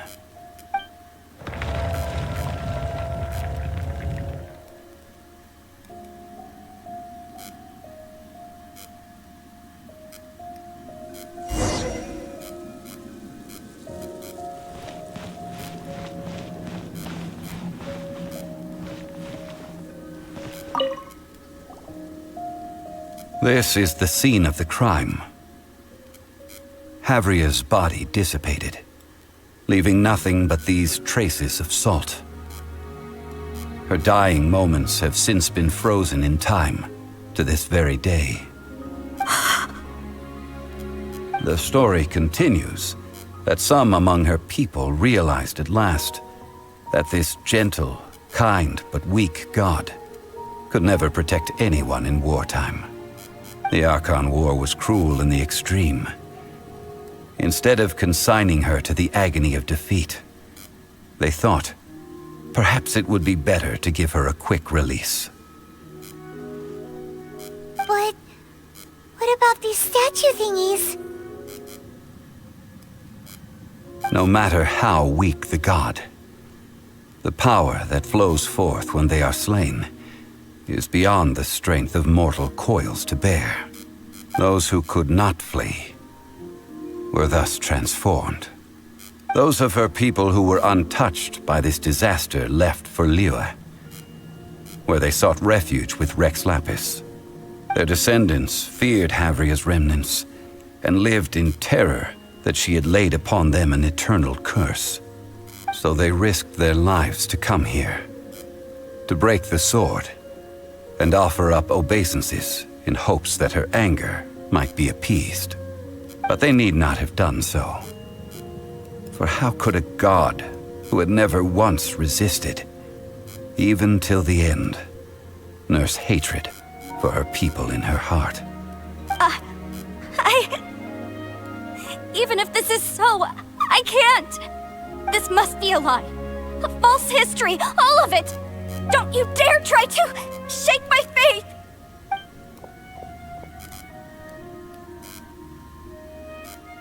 Yikes. Zhongli didn't show any mercy this time either. This is the price she must pay. Yet I would not call it a bad thing. Judging by how she appeared, I fear that she will struggle for a time. But even if she may not escape that struggle immediately, simply recognizing the truth is good enough for now. No, indeed. How sharp of you. Yet this is not a matter of wisdom, only age.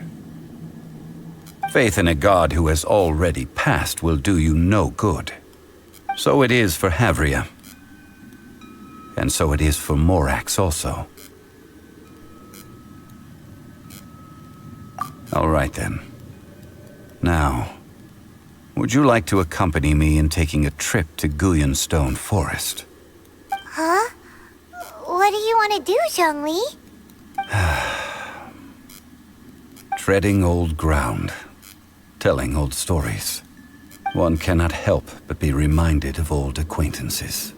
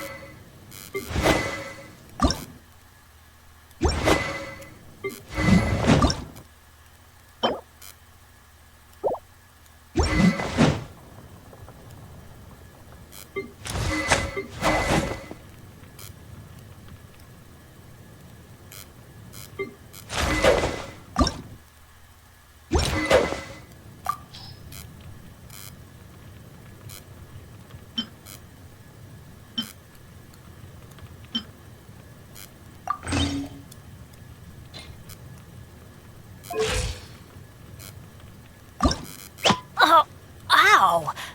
Where did that come from?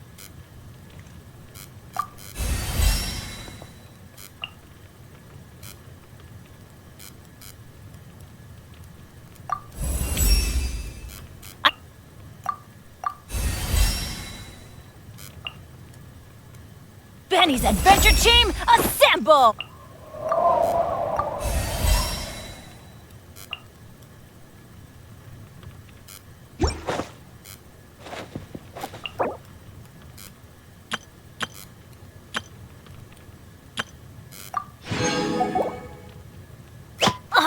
Ow! Where did that come from?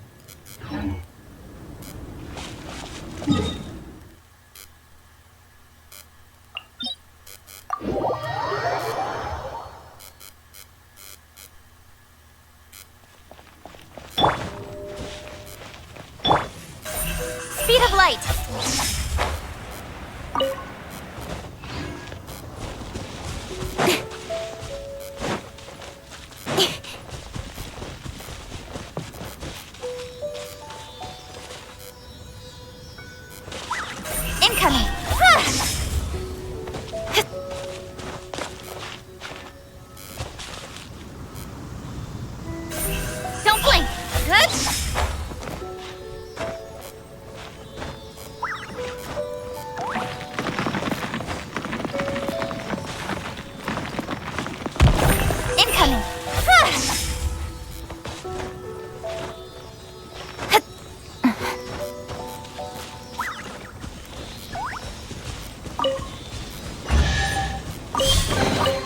You give, you receive. Speed of light!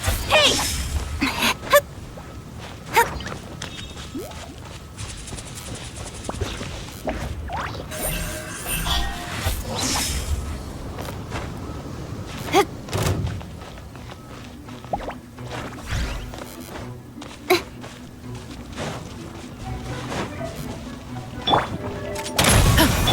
Cut to the chase! Springboard! Propagate! Fire! Well, watch out! Coming at ya! Nowhere to hide.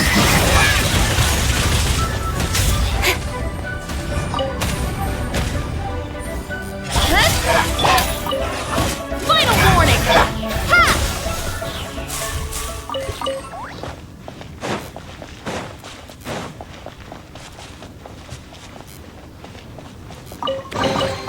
Is this an answer from this world?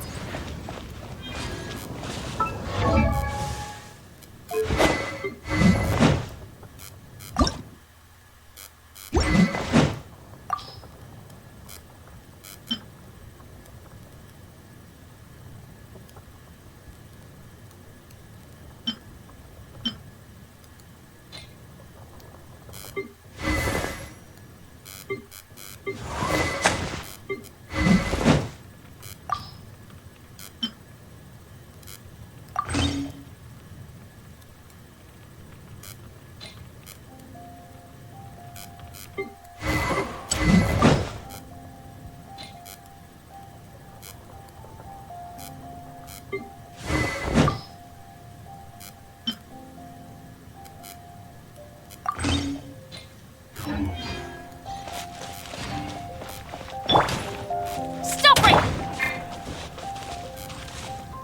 Incoming!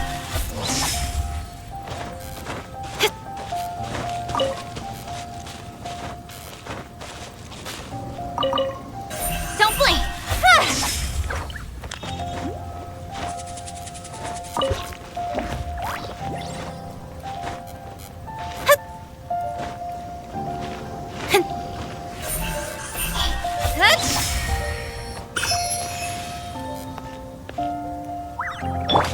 Final warning!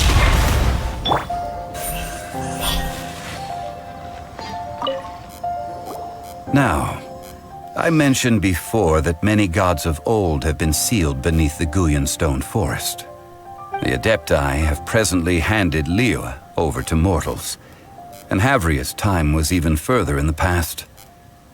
The Salt Chalice and Salt Ruler that she left behind should not return to Liyue. To leave them here is to let them slumber. And it is also a homecoming. I ended an era with my own two hands. I've always wondered how I should remember that which I ended.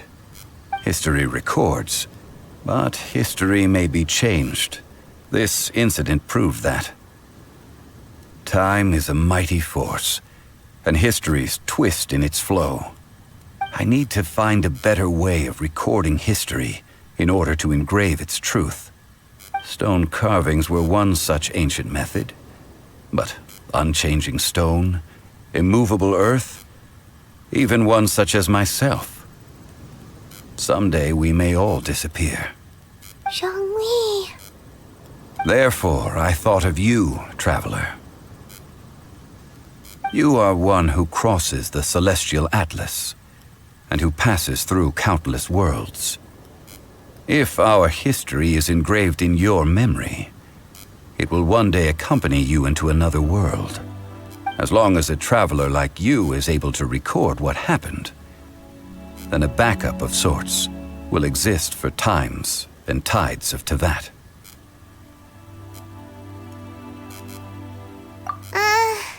Sounds like tough work.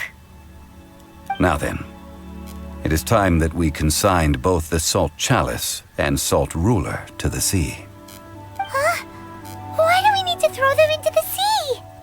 As I said before, this is the place to which the remnants of many bygone gods are consigned.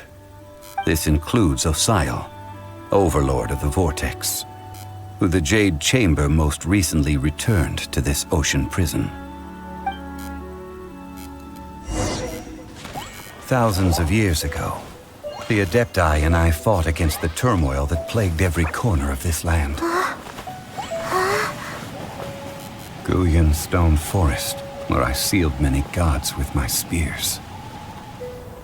After so long, naught but folk tales remain.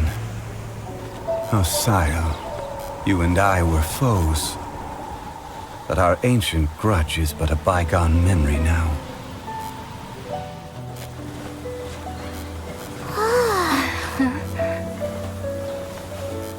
May that which Havria has left behind be yours to subsume.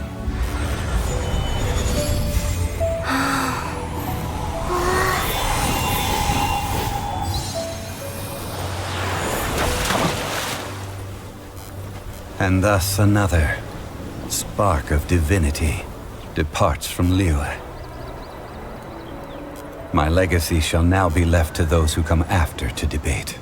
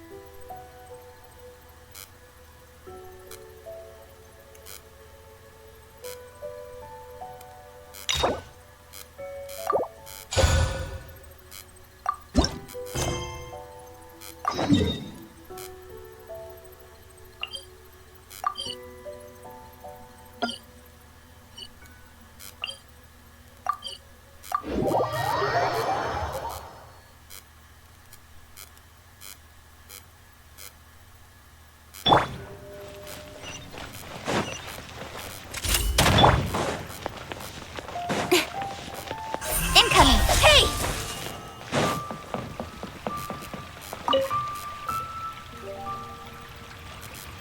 Hi, Catherine! It's us! Any new commissions? As a matter of fact, there's one that looks perfect for you two. Uncle Dai is one of the foremen at Huishan Hall over in Liyue Harbor. He's hoping the Adventurers Guild can spare some manpower. What is it we have to do exactly? I believe you'll be looking for workers. Ooh, looking for people? Awesome! We're good at that! I have no reason to doubt your abilities. I'm sure the details can be worked out face to face. If you're willing to accept this commission, head over to the dock and talk to Uncle Dai.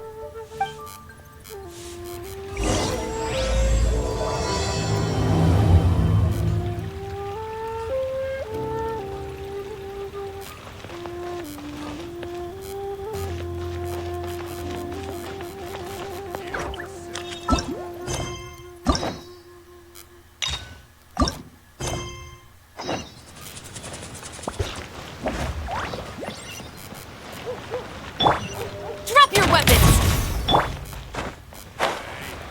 Who's that skulking around? Don't blink!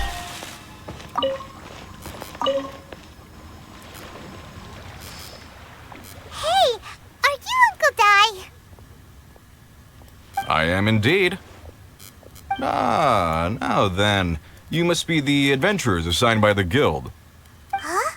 How could you tell? By the clothes on your back and the look on your face. Experienced adventurers at that, I'll wager. Right again! You're pretty perceptive! In this trade, you need a sharp eye for people, not just rocks. Uncle Dai can see what you're made of from a long way off.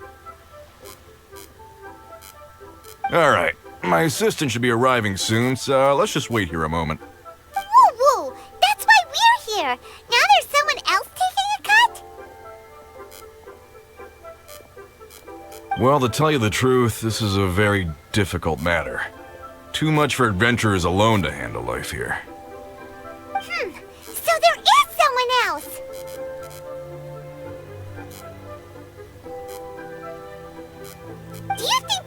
to the job.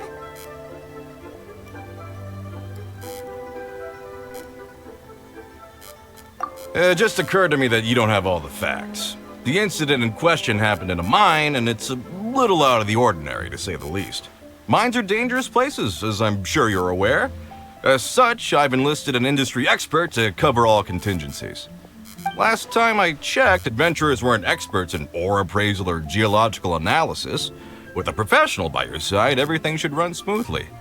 Besides, this guy's the best in his field. No matter the rock, he'll tell you its value to the nearest mora at a glance. I'd go as far to say that there's not a soul on Tevat that knows rocks better than him. I'd be a fool to not enlist an expert of his caliber. You're a fool if you think you found Tevat's #1 rock expert. Oh? And why might that be? Because Tevat's #1 rock expert happens to be a friend of ours.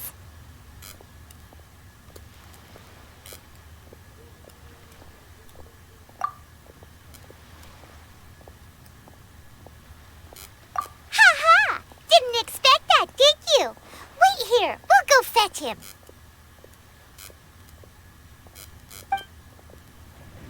Paimon bets Zhang Li is listening to the storyteller. Let's head over.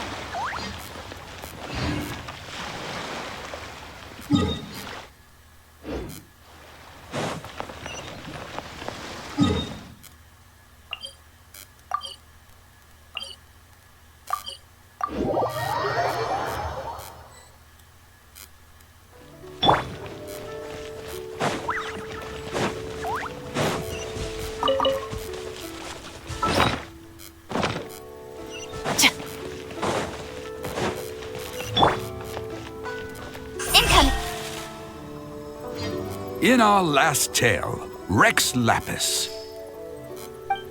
Zhang Li, there you are! Oh.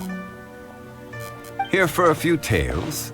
I didn't know you two were connoisseurs.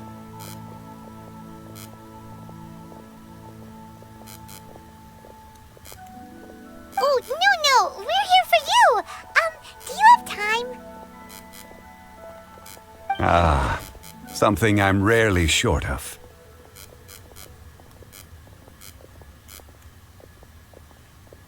We need someone who understands geology and ore! Someone who understands geology and ore. Take a look around. Is there anyone in Tevat more qualified? The requester claims to have enlisted Tevat's #1 rock expert, but Paimon doesn't believe a word of it. Nobody understands rocks better than you. You appear to have taken his claim quite personally on my behalf. Oh, no. It's just... Uncle Dai doesn't know what he's talking about. Paimon just wants to enlighten him. I see. Well, then it will be my pleasure to accompany you. Really? But I should inform you that despite my expertise, I cannot necessarily claim to be a leading authority. We are at all times adrift in a sea of learning. New knowledge should be welcomed with open arms. Still, I imagine I will be of help to you in this endeavor. If we do encounter an expert, I look forward to broadening my own understandings. Stop being so modest, Zhang Li. Well, we got him. Let's head back to Uncle Dai.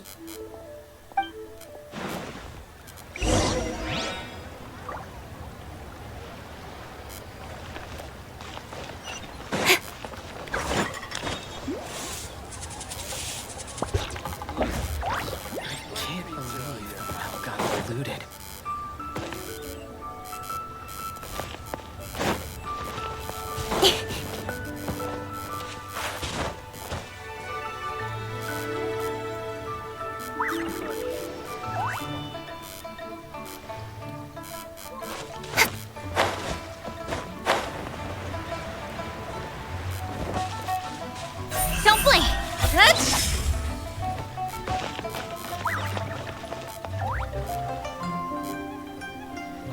Uncle Dai, we're back! Oh, and this must be the friend you spoke of? Yep. Paimon doesn't know who your rock expert is, but he's got nothing Let's not get ahead of ourselves. Still, I do have a claim to some experience in this field. Uh-huh, so you say. Wait till my guy gets here, then we'll see. It's no use me singing his praises. You'll have to see for yourselves. Is this the place? Aha! Speak of the devil.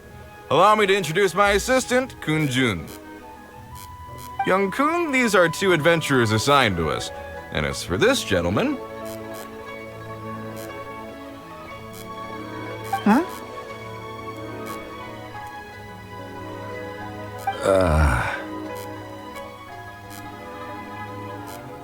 Longsheng Funeral Parlor's consultant. Mr. Zhongli. I've heard about you. They say you're a man of great knowledge and many talents. I had no idea I'd be meeting you in person today. I'm sure I recognize you. Have we met at the parlor? Wait, I've never been to the parlor. Uncle Dai, aren't you gonna test them?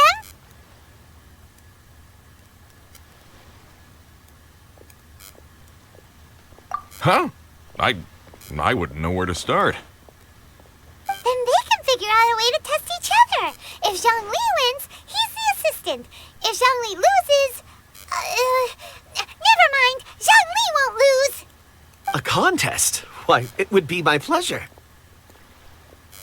I admire your enthusiasm, good sir.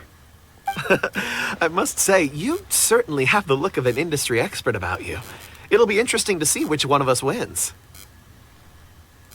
Stop talking the talk and start walking the walk. I'm just saying it like I see it. Which is, incidentally, the only skill I have worth talking about. So you're an appraiser, Mr. Kun-jun. Well, no. Actually, I've already forgotten what I'm in Liyue Harbor for.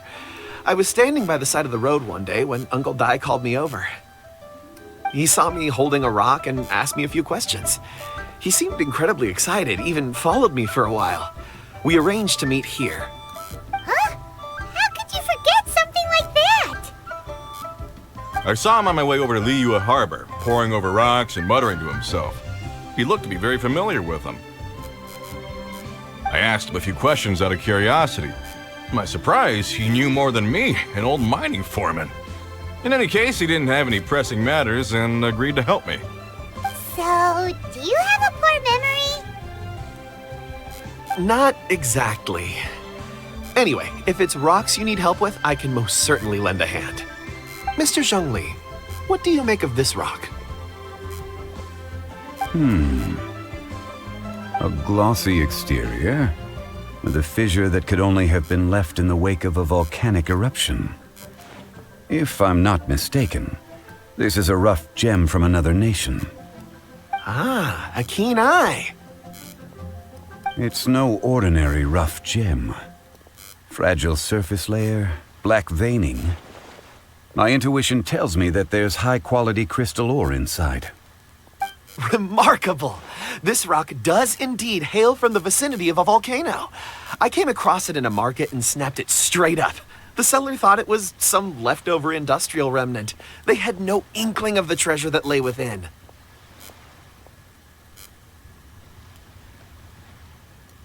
Purity and geological rarity alone aren't enough to make a treasure. Some of the most precious crystals contain deposits of water or sand. In the moment of its formation, the crystal hidden within this stone shell captured a pocket of water. For water to be hidden in its depths, like a moon concealed within a mountain, reflecting shafts of daylight that make it through. Now that's a rare treasure. Such a detailed description. Almost like he saw it with his own 2 eyes. Say, you're not trying to hoodwink us, are you? After all, we haven't even seen what's inside yet. Everything he said is true. Most crystals are born in high-temperature environments. Heat and water aren't natural bedfellows, of course, which is why crystals with water deposits are so sought after. Moreover, this particular crystal contains mountain lake water. A rare find indeed. Well, if Zhongli says so, it must be true. I've yet to encounter anyone with a judgment as shrewd as yours, Mr. Zhongli. How did you know exactly what lay within? I've seen many such stones in my time. I recognized it immediately. I hope you didn't mind me flaunting my experience, Mr. Kunjun. Of course not. I feel I've met a kindred spirit here today. I hope you will accept my friendship. Uncle Dai, it would be a mistake for Mr. Zhongli not to join us. Trust me when I say that his level of expertise is unrivaled in the trade. You won't come across another of his caliber in your lifetime. Very well. There is strength in numbers, after all. Everyone, follow me to the chasm. There are men counting on you to find them.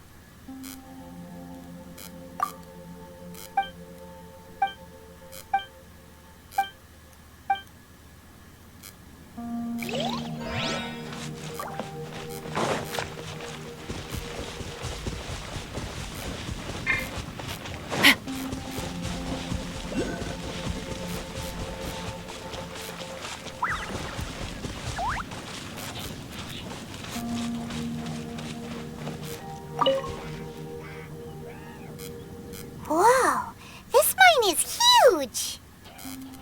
This is where the incident occurred. 6 days ago, a group of us left the site to attend to other matters.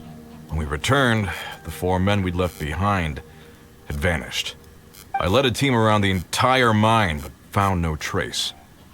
That's when I decided to enlist help.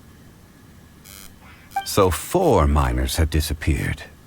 Yes, there were 10 of us. We lost Long, Bold Sen, Brave Sen, and Mao. I worked with all of them. Workers in this trade are usually young men in the prime of their lives. Could it be that the 4 of them left for another mine? Unlikely. There's no other lodging for miles around, and we didn't pass any other mines on the way over. Huh. Such a huge mine. Did you really manage to explore every corner? Underground, overground. We left no stone unturned. We tried everything short of digging further into the earth itself.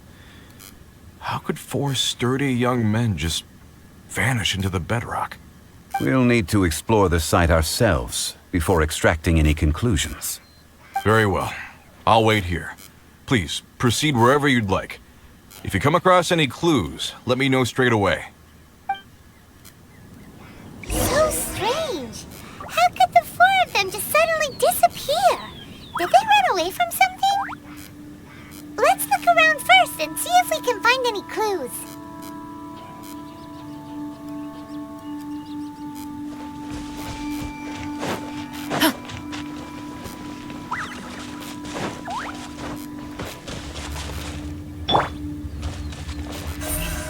Speed of light! Hey!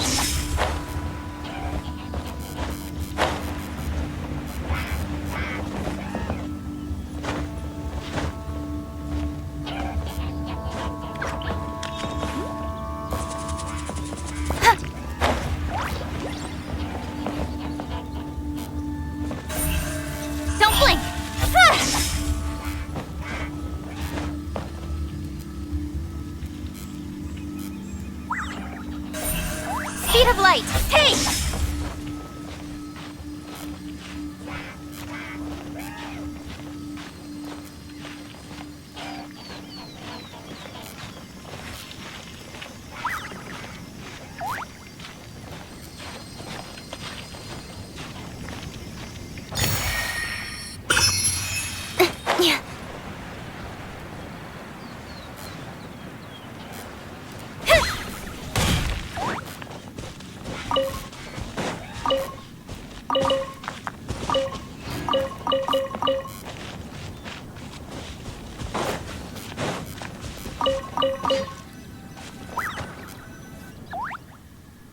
Over here!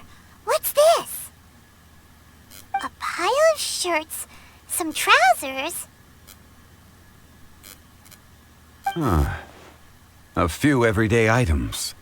They must belong to Uncle Dai and his men. 1, 2, 3, 4. Huh, that seems right. 10 shirts, 10 pairs of trousers. These must be spares, right? Look, Uncle Dai's clothes are identical. The 4 of them have been gone for 6 days without a change of clothes. There's also a few handkerchiefs and some soap lying around. Oh, and some tool belts. Items for washing one's face before the dawn shift. Mining equipment. So, they didn't take any supplies. Correct.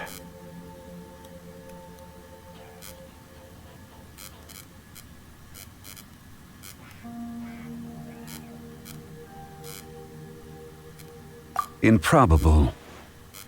There are 4 pickaxes missing. It seems likely they left with the tools of their trade. They had time to take their tools, but not their everyday items? Curious. Huh. Why would someone set off with their tools, but leave their luggage behind? 1, they were working close by and didn't need to move their personal effects. But seeing as they've yet to return, this seems an unlikely hypothesis. Or 2, they were forced to leave and had no time to think about their supplies. Oh. It's certainly a possibility. We'll need more clues before any further inference can be made. If they didn't leave, maybe they were made to leave. Let's make a note and let Uncle Dai know.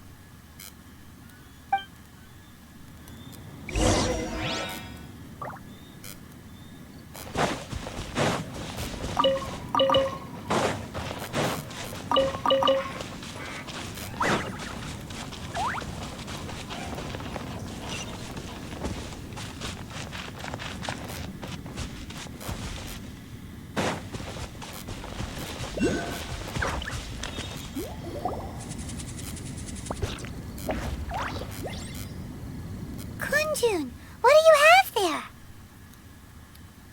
Oh, right on time. Did you find anything? There's a chunk of ore here. Perhaps there are clues within. Or, what does it have to do with the disappearance? Let's find out. I'll give it a try. A moment, please.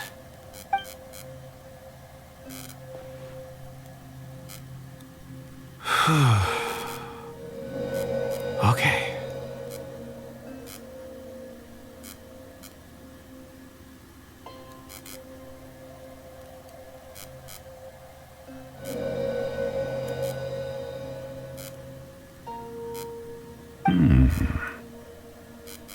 Looks like he's concentrating really hard.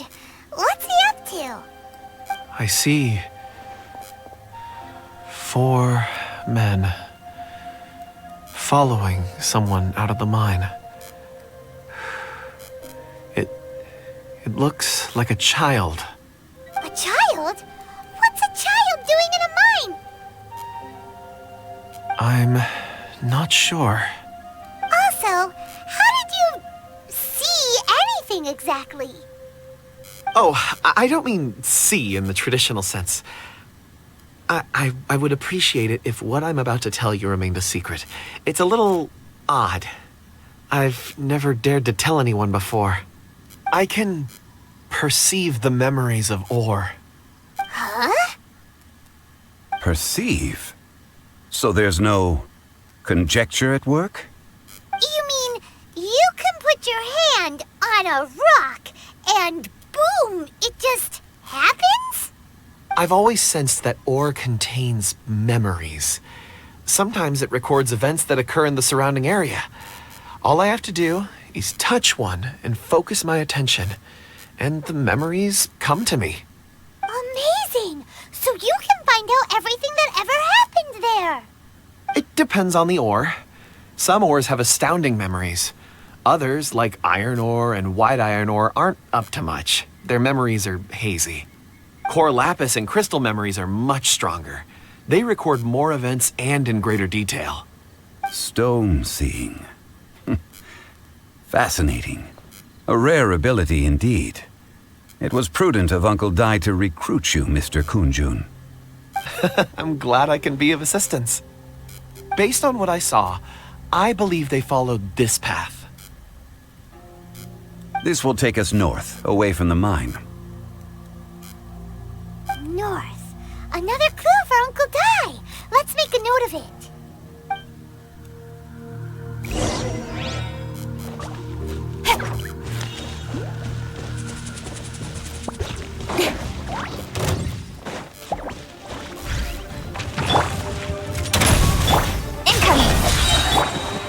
Umbrella warfare, I guess! Propagate! Speed of light! Justice will prevail! Stop right there! Don't blink! Good? Watch out!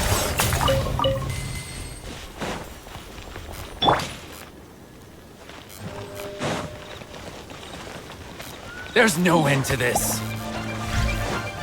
Final warning! Cut to the chase!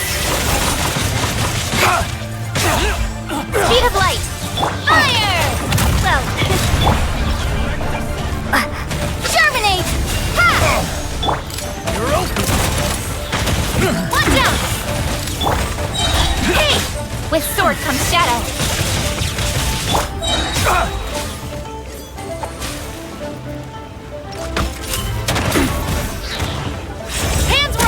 A proper send-off from the Spina with love.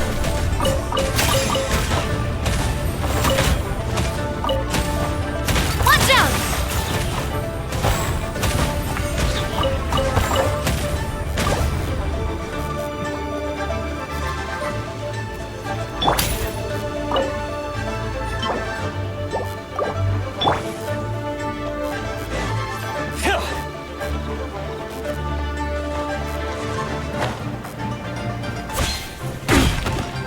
Incoming! Stop right there! Hup.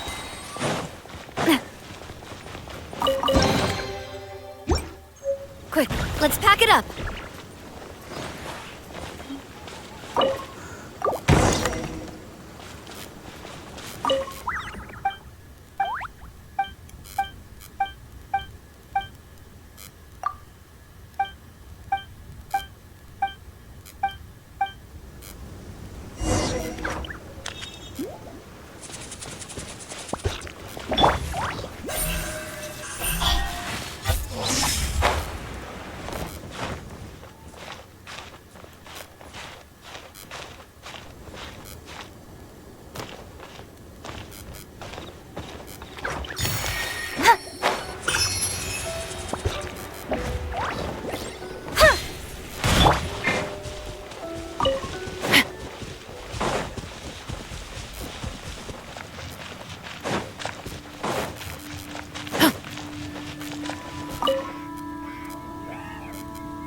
Excuse me, sir.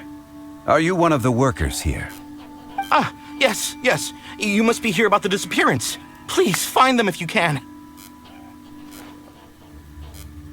I don't know what happened. The weather was gloomy that day. The foreman left with a few men. I stayed behind with the other 4. After a while, I decided to take a break, just to catch my breath.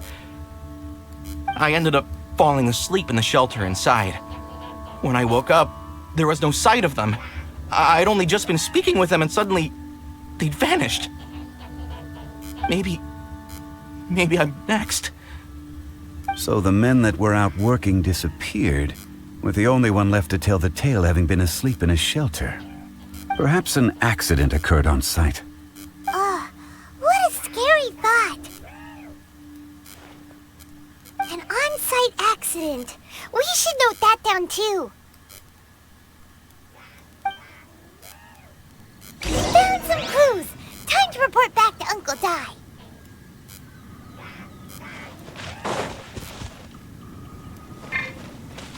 Drop your weapons! Don't blink! Cut to the chase! A proper send-off. Coming at ya! Propagate! You asked for it!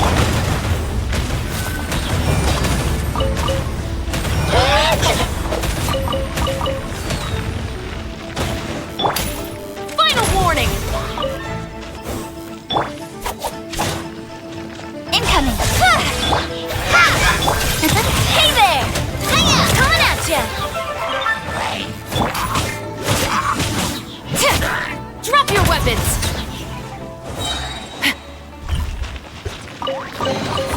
At ease. I don't believe this counts as theft.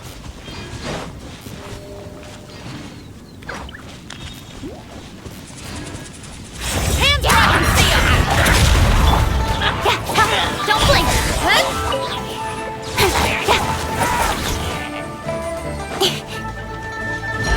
Nowhere to hide. Incoming. Umbrella warfare, I guess. Watch out! Propagate! Don't blink!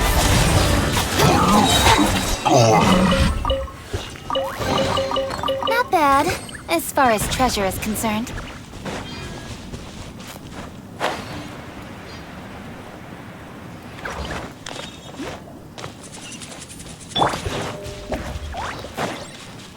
Stop right! Incoming. You're back. How are the investigations going? We found 3 clues in the vicinity.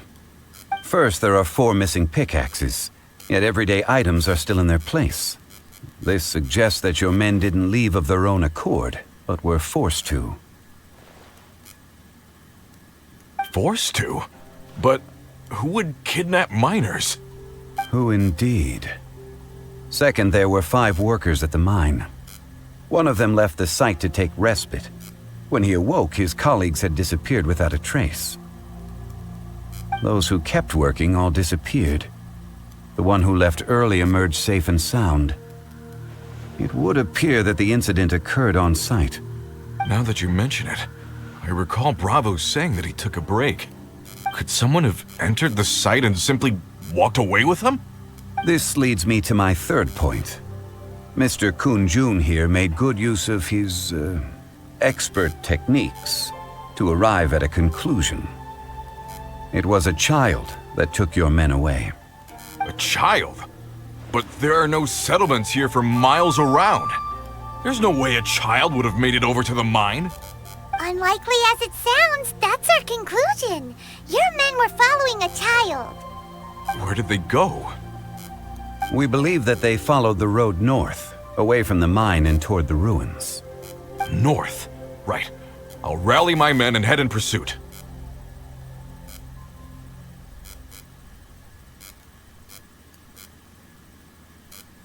You've been invaluable to the investigation, but leave the legwork to us. If we set off now and make haste, we might be able to catch him. Not so fast. The incident occurred 6 days ago. Even if they set out on foot, they will have covered a lot of ground by now. You're right. New plan. I'll lead my search party over to the settlements further out and make some inquiries. There are only a few settlements around here with lodging for the night. We'll go investigate and see if we can come up with anything. In the meantime, you could keep looking for clues. If we don't see each other, let's reconvene at Wangshu Inn tomorrow evening. Agreed. All right, me and my men will get going.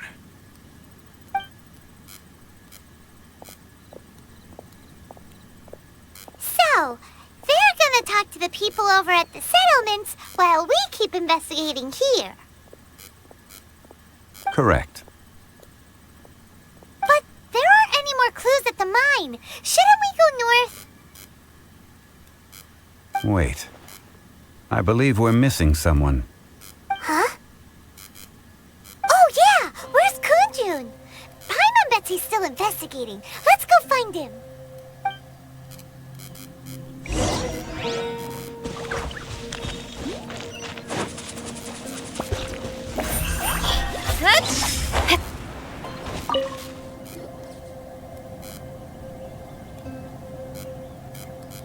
Kunjun, what are you searching for? We're all out of clues. Let's get going. Apologies. I'm conducting a quick search for my own benefit. I'm looking for a precious stone known as Dragonfall. Dragonfall?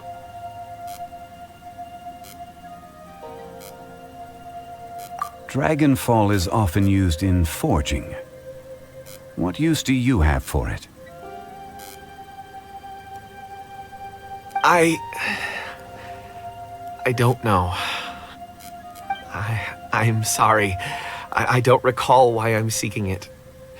I've been feeling very absent lately. Name and address aside, I'm having trouble remembering things. In fact, I've been feeling extremely anxious, as if there's something I've forgotten to finish. It's an unpleasant sensation. Oh, Paimon knows that feeling. When you know you've forgotten something, but you can't remember exactly what it is.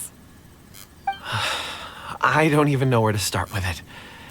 I've been aimlessly wandering. That day at the market, I overheard a conversation while I was buying something. They mentioned Dragonfall.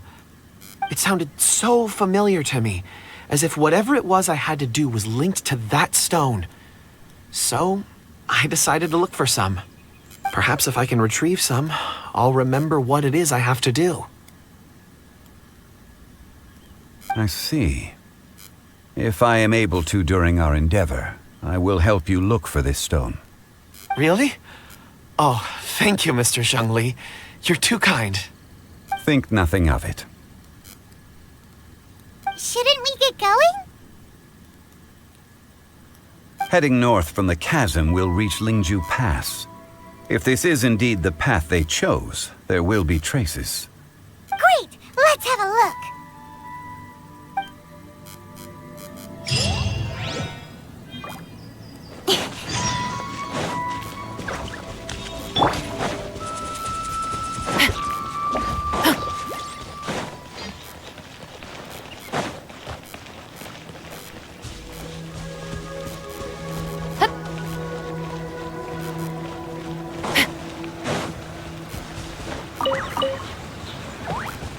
Drop your weapon!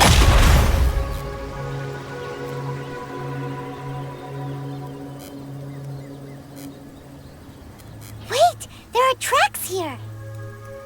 These must have been left by the miners! Let us make our way to the end of Lingju Pass. If there are no footprints there, it would suggest that the miners are still within the pass itself. However, if we find new tracks, we can follow them wherever they may lead.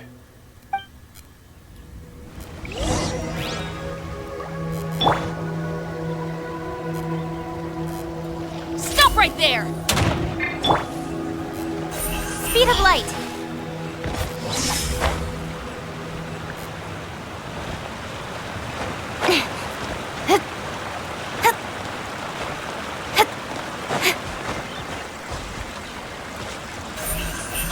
Hey!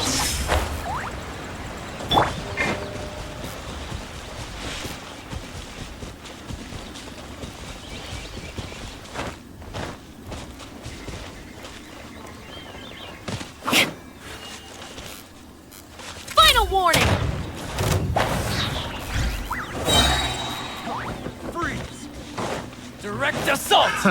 You Another asked test for out. it! Cut to the chase! I got careless. Don't blink! Stop right there! Scatter! Picked the wrong test subject.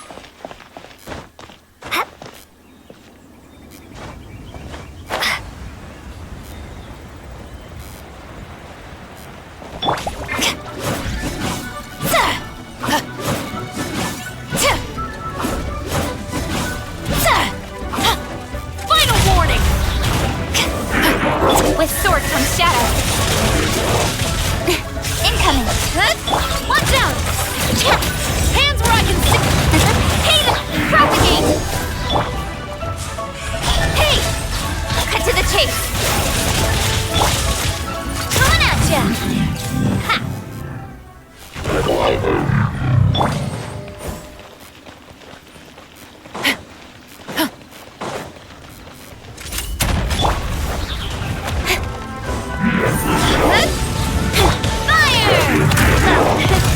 Hey there! Ha! Hey! Stop right there! Nowhere to hide. Coming at ya! Scatter!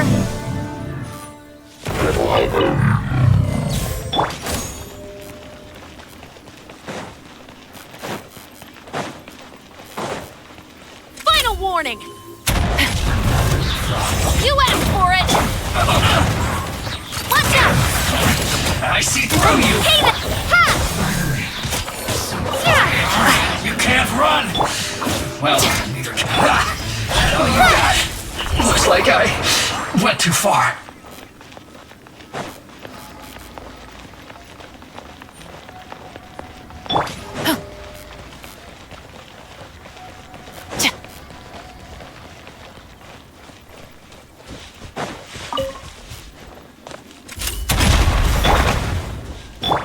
Watch out!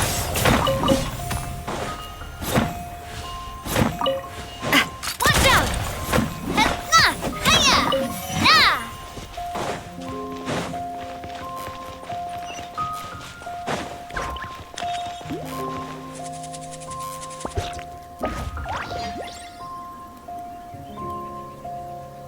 Hey! Footprints! It would appear that they made their way through Lingju Pass and kept moving.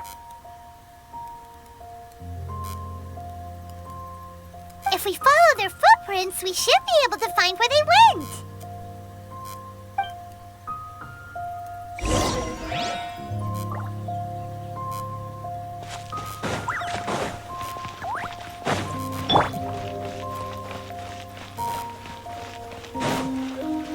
Oh no, the footprints end here.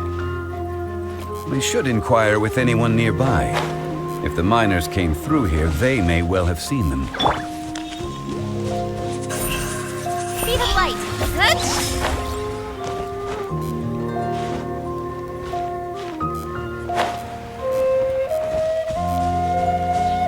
Incoming.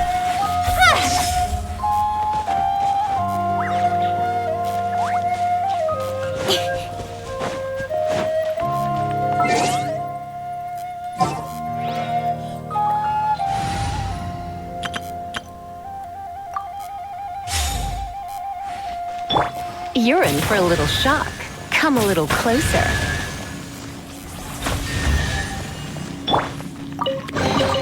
That's everything. On to the next.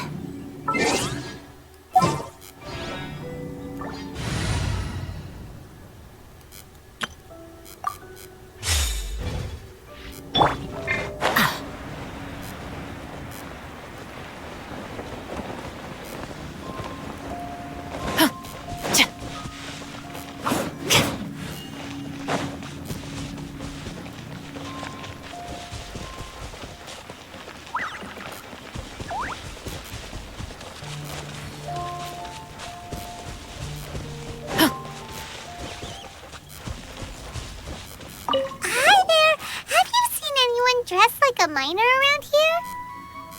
A miner? I'm afraid not. Let's try someone else.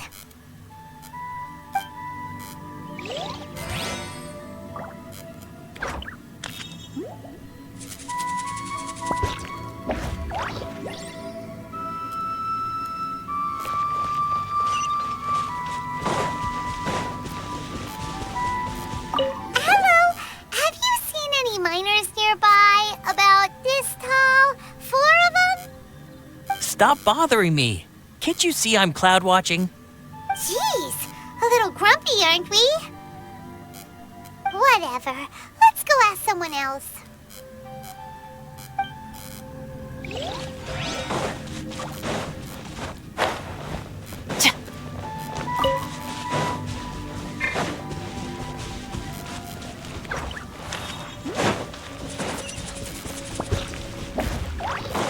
Drop your weapons! With sword comes shadow. Don't blink! A proper send-off! Hey there! Spring forward! Scatter! Watch out! Speed of light! Justice for perfect! Hey! Nowhere to hide! You need to hurry up! Proper send-off! Final warning!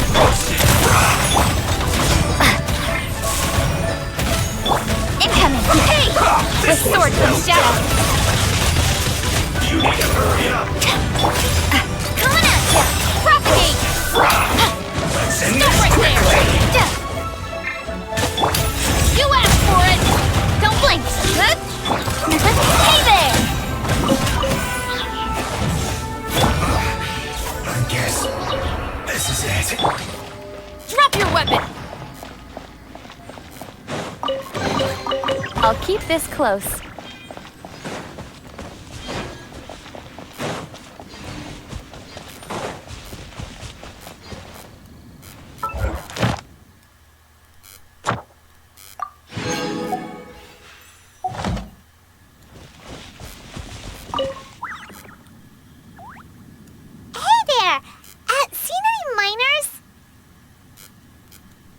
It must have been about 4 or 5 days ago. There were a few men who came through here carrying baskets and picks. I guess that could have been them. Yeah, that's them! 4 or 5 days ago.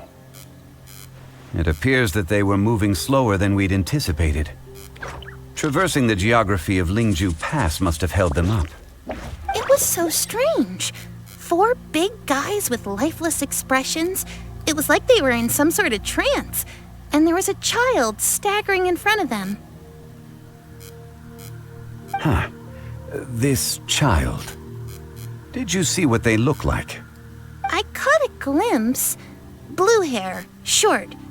I think it was a girl. She wasn't smiling. In fact, she looked very serious. And they took this road? Yes, they followed it straight from here. Let's go after them!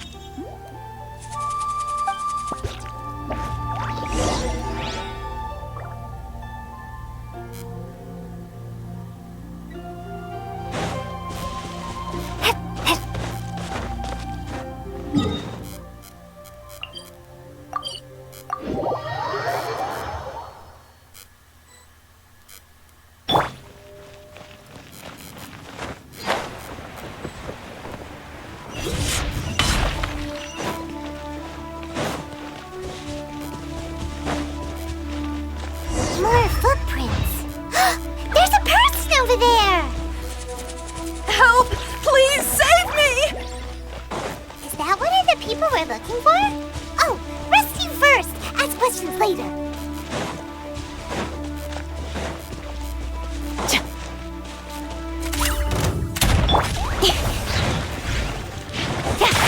Incoming! Hey! Nowhere to hide.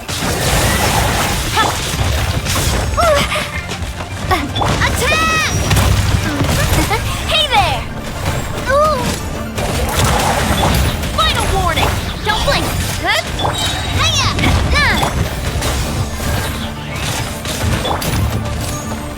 Hands where I can see!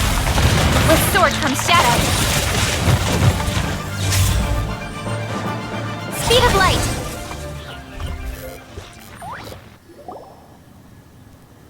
Those monsters were so aggressive. They must have noticed me walking through. Before I knew it, they were all over me. Thank you all for saving me. My name is Wanyu. I belong to Liyue's Shengyu Hall. I head up our human culture and civilization research. Huh? You sure you're not a miner? A miner? Yeah, we're looking for a group of 4 strong fellas carrying mining equipment.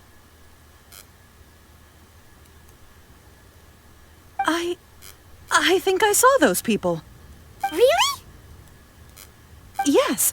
I set off from Nantianmen the day before yesterday, heading for Lingju Pass. About halfway there, I came across some people. A few men and a child. I was in a hurry. I didn't get a good look. I'm afraid I'm not even sure what they looked like. Apologies. I think that's all we needed to hear. Thank you.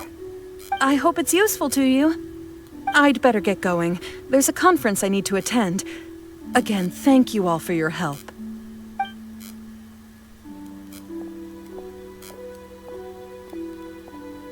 According to this scholar, the miners were heading for Nantianmen. Can we be absolutely sure that it was the men that we're looking for? A child with a group of adults. Sounds pretty close to Paimon.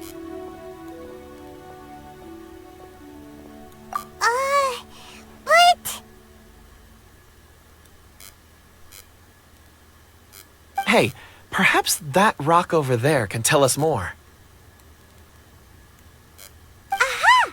Paimon nearly forgot about our secret weapon! It looks promising. I'll do my best.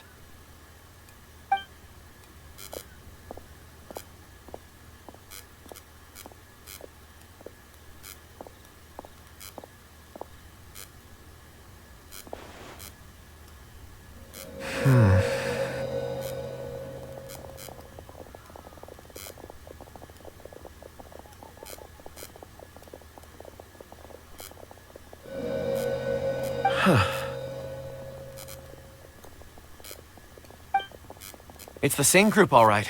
They followed this road. Mr. Kunjun, your stone seeing is something I won't forget in a hurry. I suppose it is an asset, though I rarely find a use for it. But praise from Mr. Zhongli is high praise indeed. It's a good thing we brought our Kunjun compass along. We would have lost all sense of direction a long time ago. You think so? I guess it's been a worthwhile trip then. It feels like we're cracking a criminal case. It's a lot of fun. Be that as it may, we would do well to keep our guards high. 4 fully grown men in a trance-like state, walking ceaselessly day and night, over hills and mountains, led by a child. This is no ordinary incident. Oh, you're quite right, Mr. Zhongli. We should have our wits about us. That's not all. Our scholar was attacked by Geovishap hatchlings, but the level of aggression they exhibited was unusual. We have encountered many clues along the way. So far, they've pointed us in the right direction. The miners headed in the direction of Nantianmen the day before yesterday. From here, they would have had to navigate a perilous mountain road. If their destination is indeed Nantianmen, we should be able to catch up with them. Great! No time to lose! I left a mark in the vicinity just now. If Uncle Dai does pass through here, it should guide him to us. Clever thinking! A classic Zhongli move!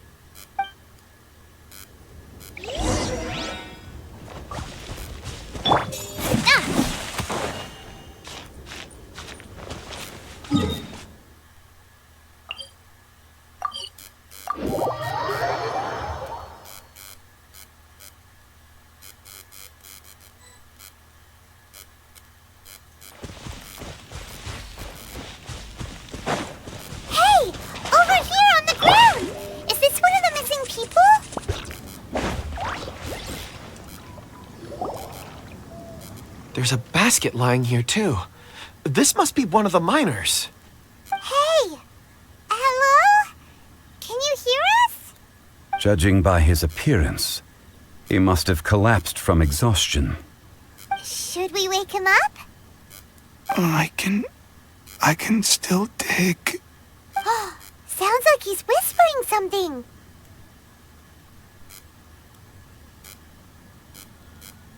It seems that he thinks he still has work to do.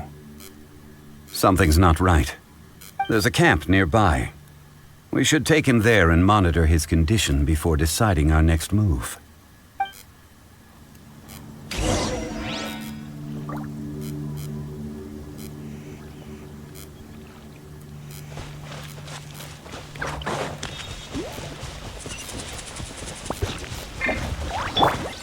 Incoming!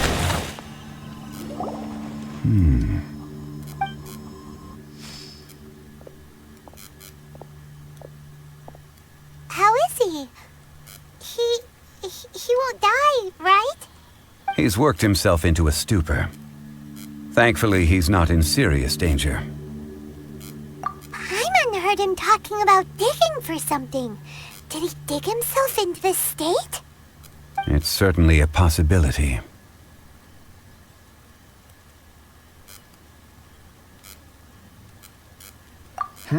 It looks like there's something in his pocket.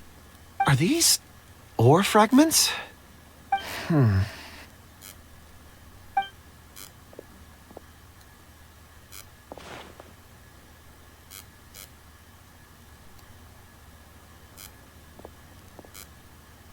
I just witnessed the memories within these ore fragments.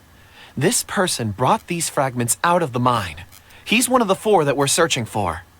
How he came to be here is what we need to understand. So he was kidnapped and then abandoned here. But if they didn't need him, why bring him all the way out here? Unless something happened. Something that led him to fall behind. Ugh. Paimon's had enough. This is too mysterious. Oh, wait a moment. Seeing these fragments has jogged my memory. I have something for you. What is it? Ooh, is it a present? Something for us? As I mentioned, before I met Uncle Dai, I was in a daze. After setting out with you on this case, it feels like a fog is lifting. I was so happy when Uncle Dai enlisted you to help. I would never have managed to track down these clues by myself. These are some crystals that I bought from the market. Not any old crystals, mind you. This purity is extraordinarily rare. One for each of you. A memory, if you will. It's beautiful. Oh, and the colors change as you turn it. It's like a different crystal from each angle.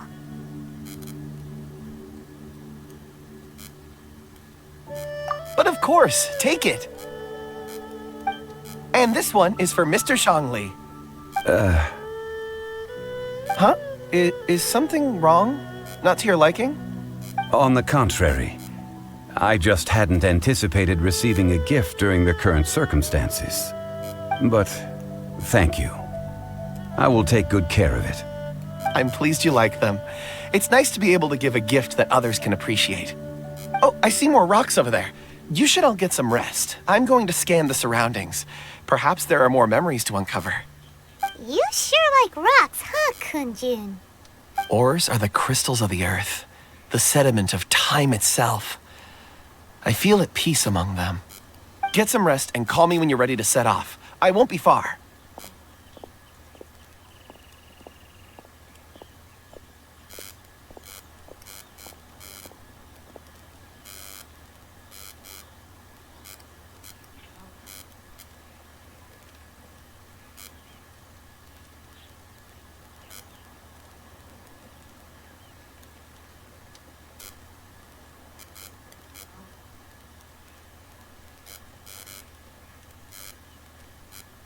Rest easy. I surveyed the area. There's no danger here. Oh, however, there is something I wanted to discuss with you. Huh? What's with the seriousness all of a sudden? Traveler, does Dragonfall mean anything to you?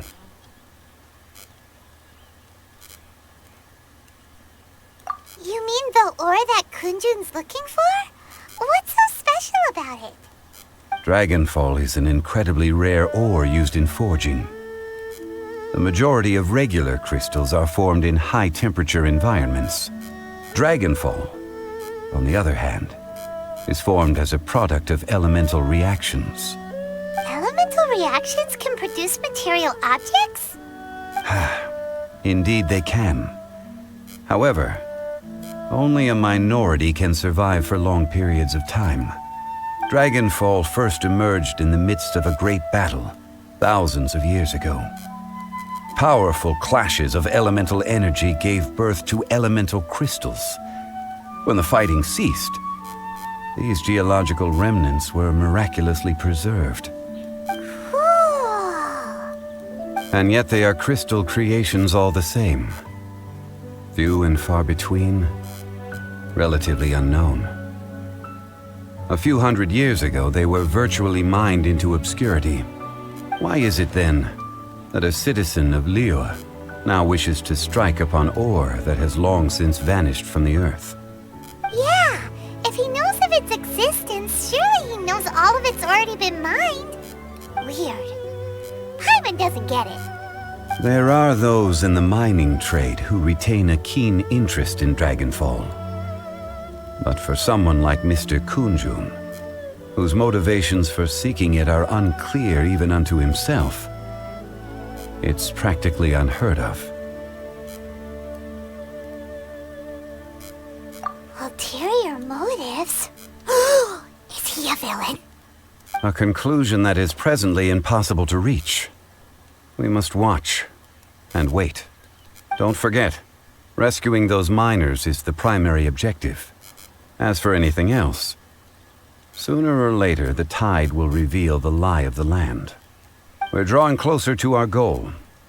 I believe we should continue to follow this road through. Now that we've found one, the others won't be far away. When you're well rested, call Mr. Kunjun over to us. We still have more investigation ahead. We should ensure this miner is settled here at the camp. Once we've brought this matter to a close, we can return and attend to him. I suggest we leave a note for Uncle Dai. If he does find the camp, he'll know what to do.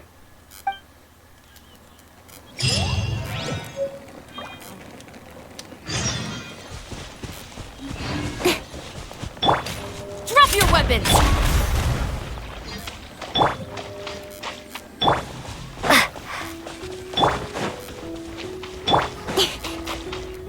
Speed of light.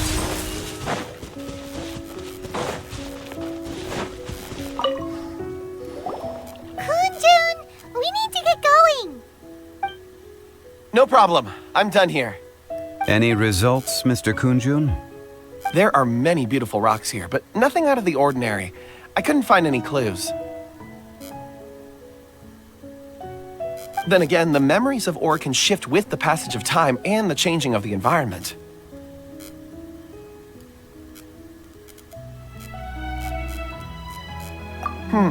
Difficult to say. I feel that ore memories tend to be from the recent past.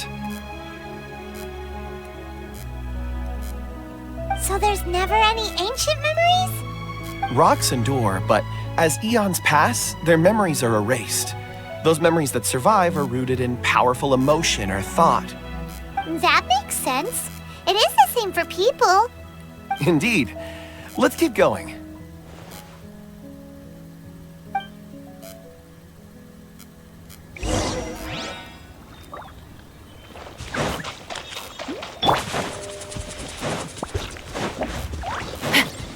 Final warning! Don't blink! Wow. Such an immense tree. And there's so many mysterious-looking crystals up there, too. Amazing! This ancient tree. Let's conduct separate investigations. I'll take that area. Perhaps you could survey this section.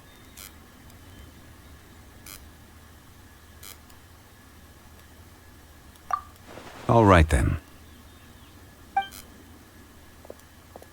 Kunjun, can you see anything worth investigating?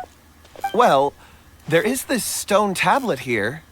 Doesn't seem very interesting. Paimon's gonna look over there. Huh. It's worth a try, surely. Let me see.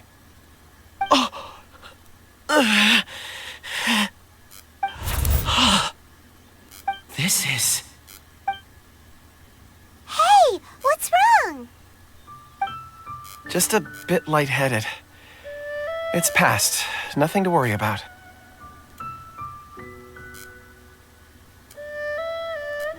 Not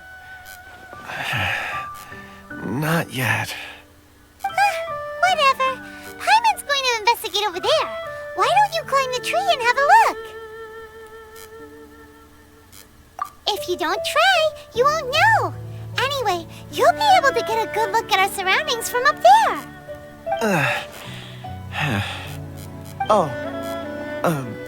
You think so? When has Paimon ever come up with a bad idea?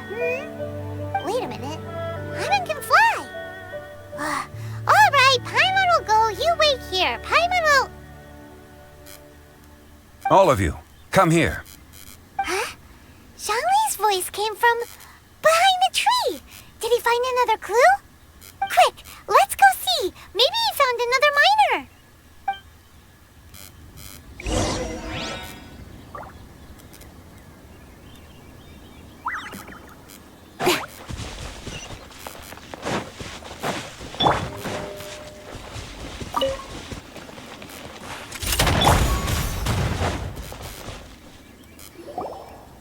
This has been newly dug. It would appear our answer is up ahead. Is that a voice coming from the tunnel? Someone else go first. Compose yourselves. I will lead us in. There is an unusual presence emanating from inside the tunnel. Prepare yourselves and tread lightly.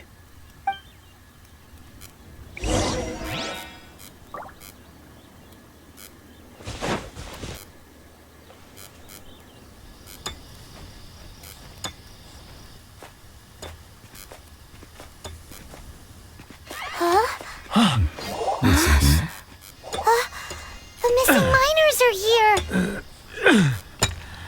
What are they digging for? I'm afraid that this whole tunnel is the fruit of their strenuous labor. That gate. Has it been there all along? Digging a tunnel to this ancient seal. Had they not been discovered, they would undoubtedly persevere until the gate.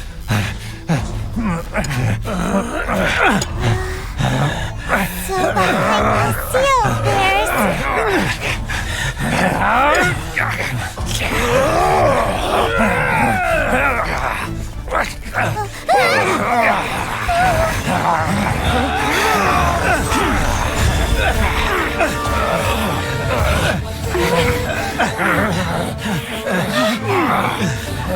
What do we do? We can't hurt them.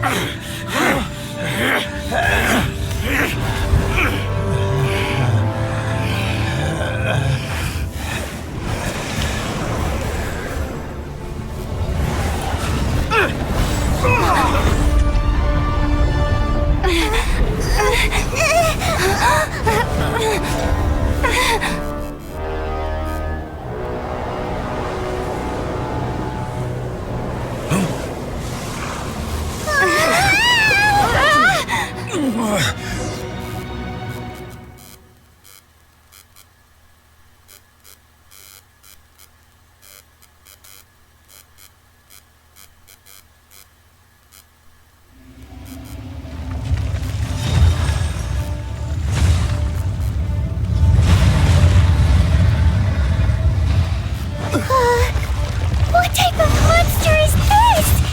Morax, you arrive at my doorstep of your own volition. Excellent. Taking revenge or sealing me away will be all the easier. So, the little girl is your power incarnate. But if you recall, Ishtar, this is not how we intended for events to transpire. Waste not your words. Your life is mine.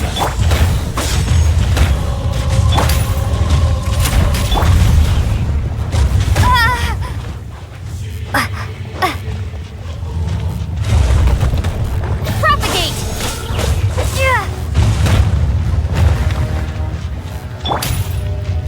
Stop it!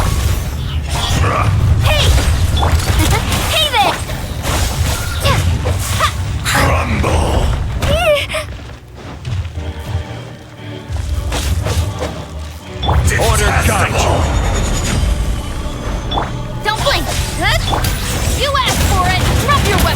With sword comes shadow. Trust. Is once not enough? You would forsake me again? If that is what you choose to believe, so be it. He who bears the weight of memory is destined to shoulder the burden of truth, as it ought to be.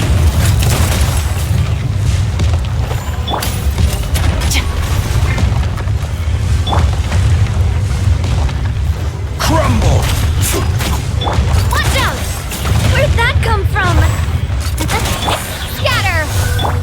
Speed of light! This is order! Spring forth! Ha! Incoming! Ha! Final warning! Cut to the chase! Don't blink! Fire!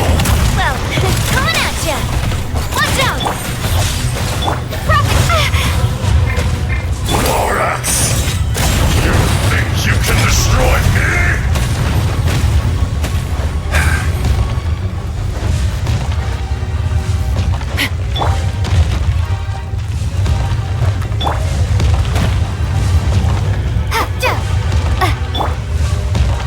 Final warning!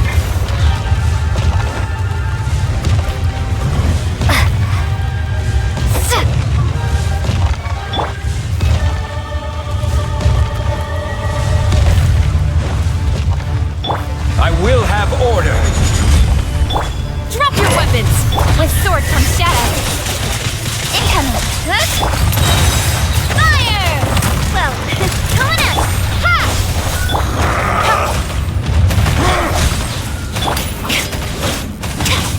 Final warning! Coming at ya! Scatter! You asked for it! This is order! Propagate!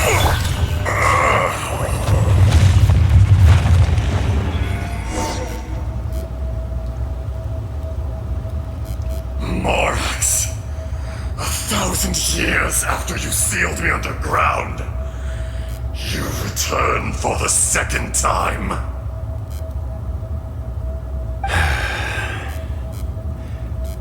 You should call it by its name, Ashtaha. Fate. Fate? Fate?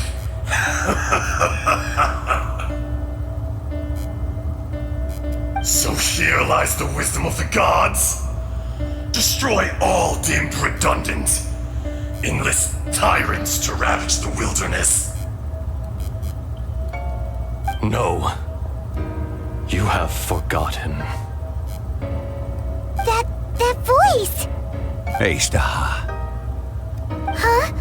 Kunjun? Morax. It's been a while. You're... Ashtaha. The very same. During the battle, you imbued us with your power. Yes. It was all I could manage.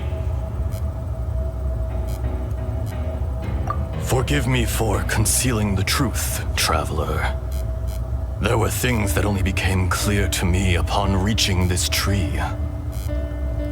Allow me to elaborate. I am not Ashtaha the whole, but a fragment. Heaven and earth, yin and yang, opposing forces. You can consider the existence of me and the Ashtaha you see there to be a reflection of such polarities. We are a schism of the will of Ashtaha. So there are two Ashtahas? No, it can't be. That's impossible. When the seal loosened, your power manifested in this world as a child. With this new identity, you were able to vent about the forces that suppressed you. But would anyone listen? Would they even care? That's when it occurred to you. The loosening of the seal constituted an opportunity to strike back. Kidnapping the miners was all in aid of digging to the entrance to the seal itself. Your plan was to launch an attack on both ends, from outside and within, thereby fully destroying the seal. The audacity! Are you insane? If you truly are a part of me, how is it you find yourself standing on the side of the betrayer? I was another power awakened with the loosening of the seal. Too weak to reincarnate, but strong enough to possess a human body. I was barely conscious. I couldn't remember who I was. Only the past would elicit a reaction from me. But my aim was clear. Find Morax and aid him in stopping you. I had sensed that something was amiss when you mentioned Dragonfall. Had your power been but a little stronger, I would have recognized you. Don't blame yourself. I have changed beyond all recognition. Only when I touched the stone tablet did I truly remember. It's been so long. A secret beyond all comprehension of youthful humanity and ancient dragonkind. Morax, do you want to tell the tale? There would be no harm in it. The decision is yours. You haven't changed. Then allow me. Ejdaha was once a friend and ally of the Geo-Archon Morax, with a lifespan far exceeding that of mankind. However, that which is derived of the Earth is no more or less than the Earth itself. The memories of rocks do not last long. Those memories that survive are rooted in powerful emotion. But as time passes, so these memories fade into obscurity. Erosion is the world's greatest destroyer of memories. Erosion ground Ejdaha's consciousness into oblivion. Slowly, he forgot the face of his old friend, and his memories of defending Liyue Harbor disintegrated. Ejdaha, now incomplete, became irascible, aggressive. What would you expect? It was humanity that attacked the ley lines that sustained me. This much is true, which is why you attacked the chasm, why you waged war against Morax. In the beginning, in order to open up new territory and increase production, the citizens of Liyue came to the mountains to mine. Overexploitation caused the ley lines to quake, which brought untold suffering to us.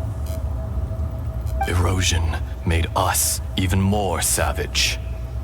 No matter how we struggled, we lost the ability to coexist with humanity.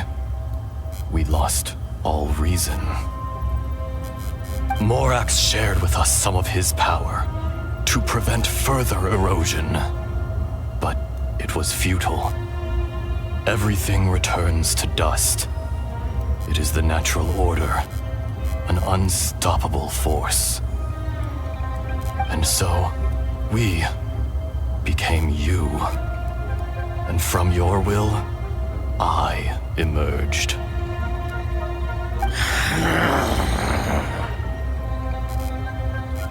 I am your final contract.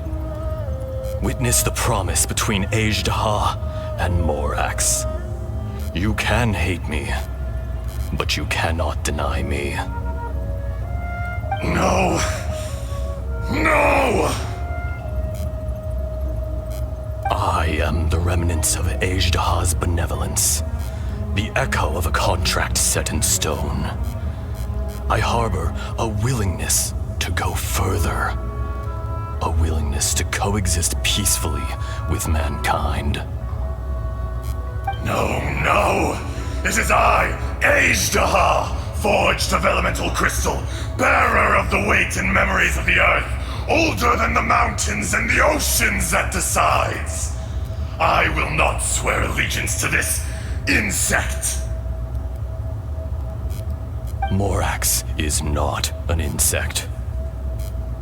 A lord over insects is nothing but an insect in turn. You forgot yourself. Nobody held Morax in higher regard than you or I. That which you have forgotten, I hold here in my heart. If you are the memory of the earth, then I am the memory of coexistence. Of coexistence with humanity. All powers under heaven, rise and fall of land and sea.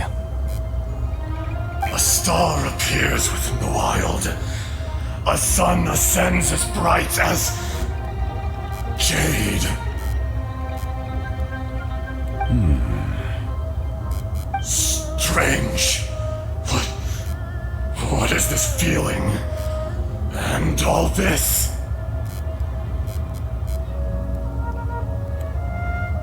You are spent, and I will soon disappear. Before I do, heed these words. In the wilderness, snow falls on a spring day. In an instant, it will melt, even where it is fleeting and leaves no trace, even where it will never fall again. No! That isn't true! I don't accept this as fate! Perhaps it isn't, but it remains an inevitable misfortune. More axe! The little girl vanished! Are you satisfied, Ajdaha? I had to make amends. Satisfaction had no part in it. So, Morax, you call yourself Zhongli these days? I do. Well, I'm afraid old habits die hard. To me, you're Morax. As you please. I never did forget your gift of sight. I hardly lifted a finger. Think nothing of it. And yet, you could see. You wouldn't know the yearning of a blind dragon, searching for the sun. A pair of eyes, from Morax to Ajdaha. This, I will remember this.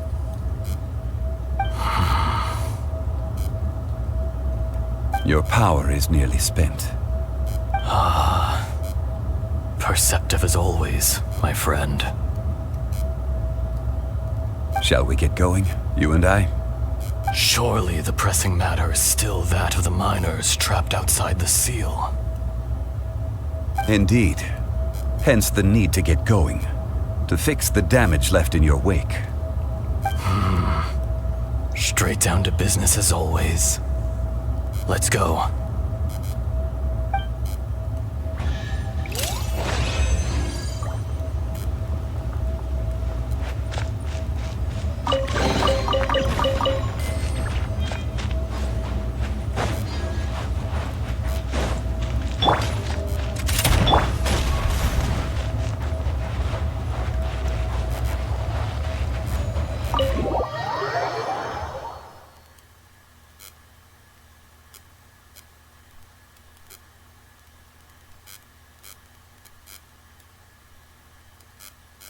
Huh? How did we get here? We need to go back and check on the miners!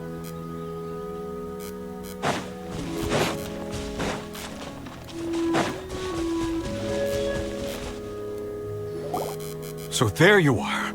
My men and I found your clues and followed them straight here. We found Mao in a tent at the campsite unconscious. It seems he'll be okay. Sadly, we found no trace of the other three. Huh? Young Kun, what is... Nothing. Pay it no mind. Those 3 miners are over there, in that cave. Cave? What happened? They're exhausted, but not in danger. Don't worry. Right. Well, thank you, all of you. I better go and see how they're doing. So you're taking them back to Liyue Harbor? That's right. Can I come with you? No problem. You rescued my men. I'll be happy to assist all of you in any way I can. I'll be back soon. I need to assess their condition. Kunjun, we should be calling you Ezdaha. You're coming back to Liyue Harbor too, right? Not I. Merely this body. Once I'm gone, the true owner will accompany the miners back to Liyue. Kunjun hails from a family of famous artisans. He too will be famous in time. It would be a shame for someone of his talent to go missing. You always did have a great admiration for blacksmiths. Curious how swords and daggers are blind, yet their creators see so much. Perhaps empathy is mankind's proudest achievement after all. Ezdaha, I am no longer the Geo-Archon. I can sense it. Today I am just an ordinary citizen of Liyue. Even you met such a fate. Let's get the difficult part out of the way. I cannot guarantee that I won't be awoken a second time.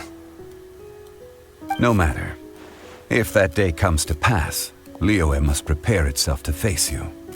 And how will Liyue fare without Rex Lapis?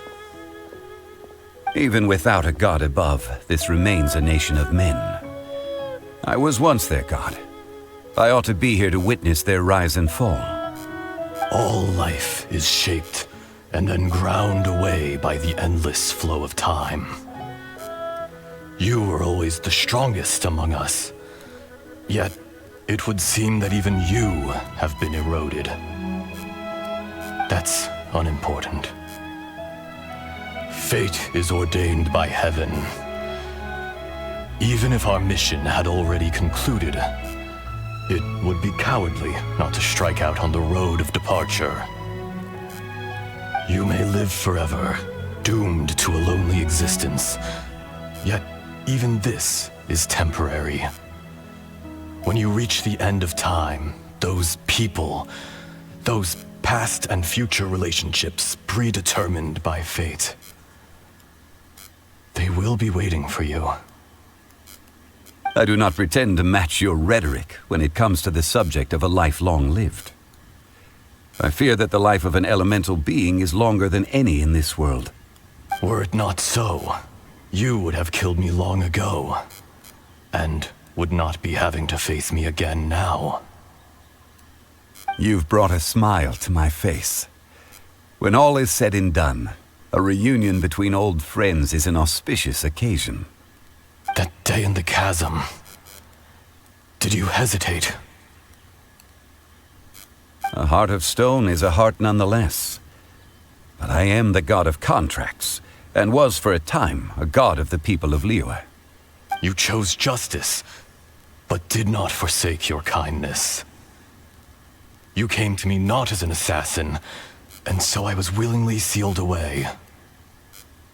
The movements of the Earth Dragon can tremble the earth and shake the heavens.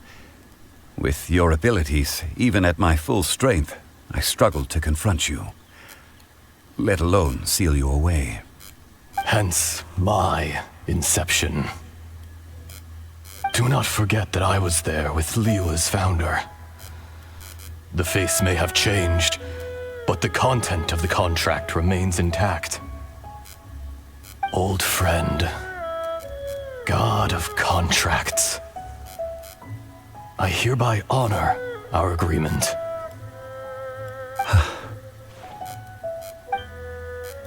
Thank you, Ashtaha. My life is nigh on eternal. I will go on with the infinite flow of time. And you, Morax, you too will live for many a day to come.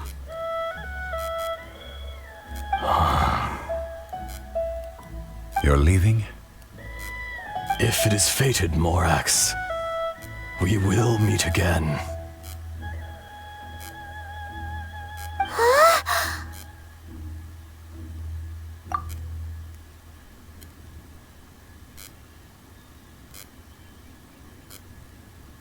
Yes. Don't be alarmed. He's only asleep. Whoa. That was so weird.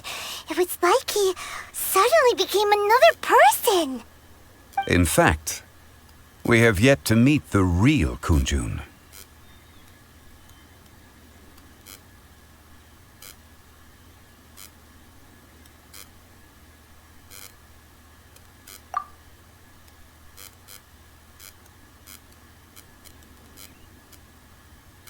He was. Centuries may have passed since then, but events from 1,000 years ago remain crystal clear in my mind.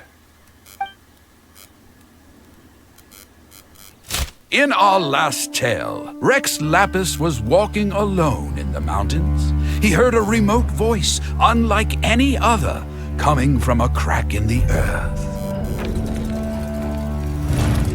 Most of the ancient geo-life forms that live below Liyue are blind, having not seen the sunlight for an age.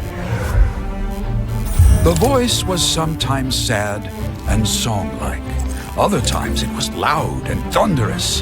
The Lord of Geo searched here and there before finally unearthing a strange stone from the bedrock. That's how Ashtaha was. I answered his wish and took him above ground. The Lord of Geo took pity on the rock spirit and carved it into a magnificent work of craftsmanship, a vivid representation of a dragon. I bestowed him with a pair of eyes to see the world and came to an agreement with him. With his fingers, he made 2 eyes. Quicker than words could tell, lightning flashed and thunder roared, and a living, breathing dragon soared into the clouds. I agreed to let him live among the people above ground, but if the day ever came when he brought ruin to order, he would once again be sealed in the dark. The dragon accompanied the Lord of Geo, fighting campaigns alongside him in the 4 corners of the world. We have a saying to eulogize these events. The crash of a spear brought billowing dust. The mountains and waters made way at the sound. The sight of a dragon bestowed with a touch the promise of rainwater blessing the ground.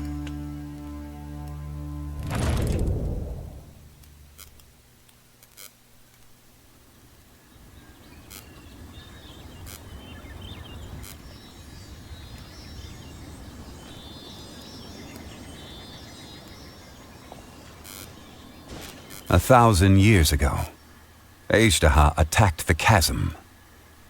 I tried to obstruct him, fighting him tooth and nail down the length and breadth of the mine.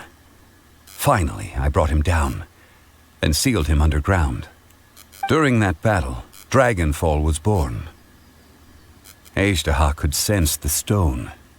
Subconsciously, he wanted to use it to find me.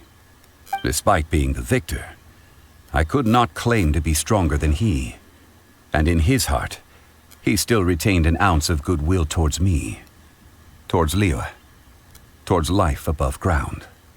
He was willing to be sealed away, but as the erosion set in, he forgot. Even I cannot avoid it, but there is something I understand better than most. When the door opens, it is time to leave. The greater the power, the greater the danger erosion may bring about. The millennia may come and go, but even a stone may tire. Personally sealing away an old friend. This is just one form of erosion I have endured. People abandon and surrender the things they love to pursue the right path. Perhaps this is the erosion imposed on me by the heavenly principles. That I was a god of mankind. My identity may change, but my eyes will bear witness to the history of humanity. You still care a lot about Liyue. Call it part of my duty. I must thank you both. No worries.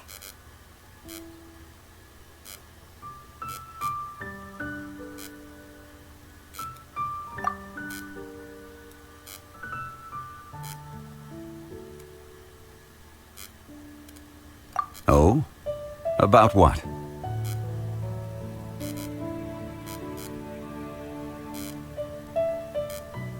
Oh yeah, Paimon nearly forgot. So, not long ago, we met a guy called Dane. He told us about Conria and the punishment of the gods. That's when we realized that those events were connected to the person we're searching for. Zhongli, you're a god. You've lived through thousands of years of history. Surely you experienced the incident?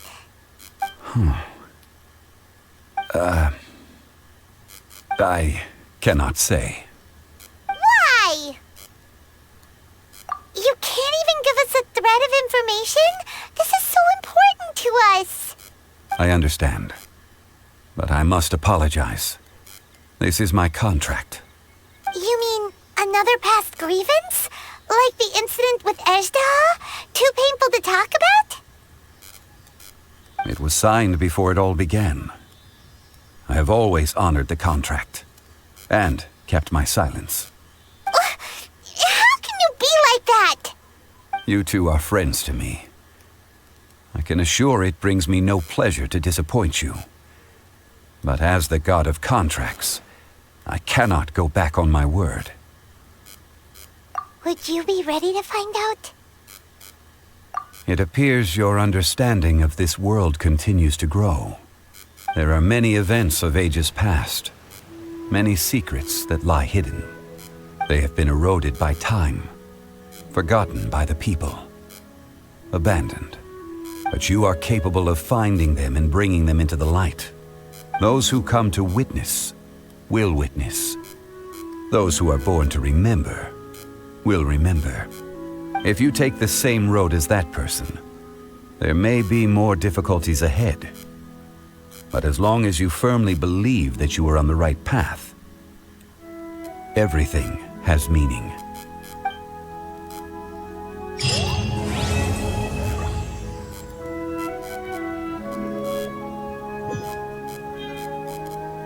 This tablet was erected by Mountain Shaper. It names Ejdaha as a terrible dragon, and serves as a warning for later generations to stay away from this place, from the seal. It's a shame. There is a fine line between good and evil.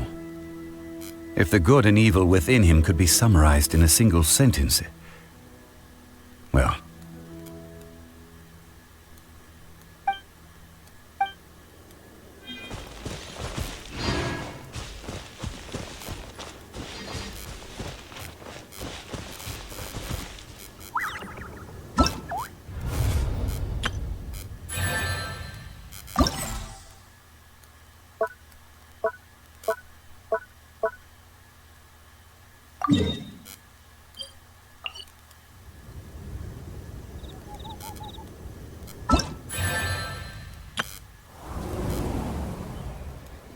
Yeah.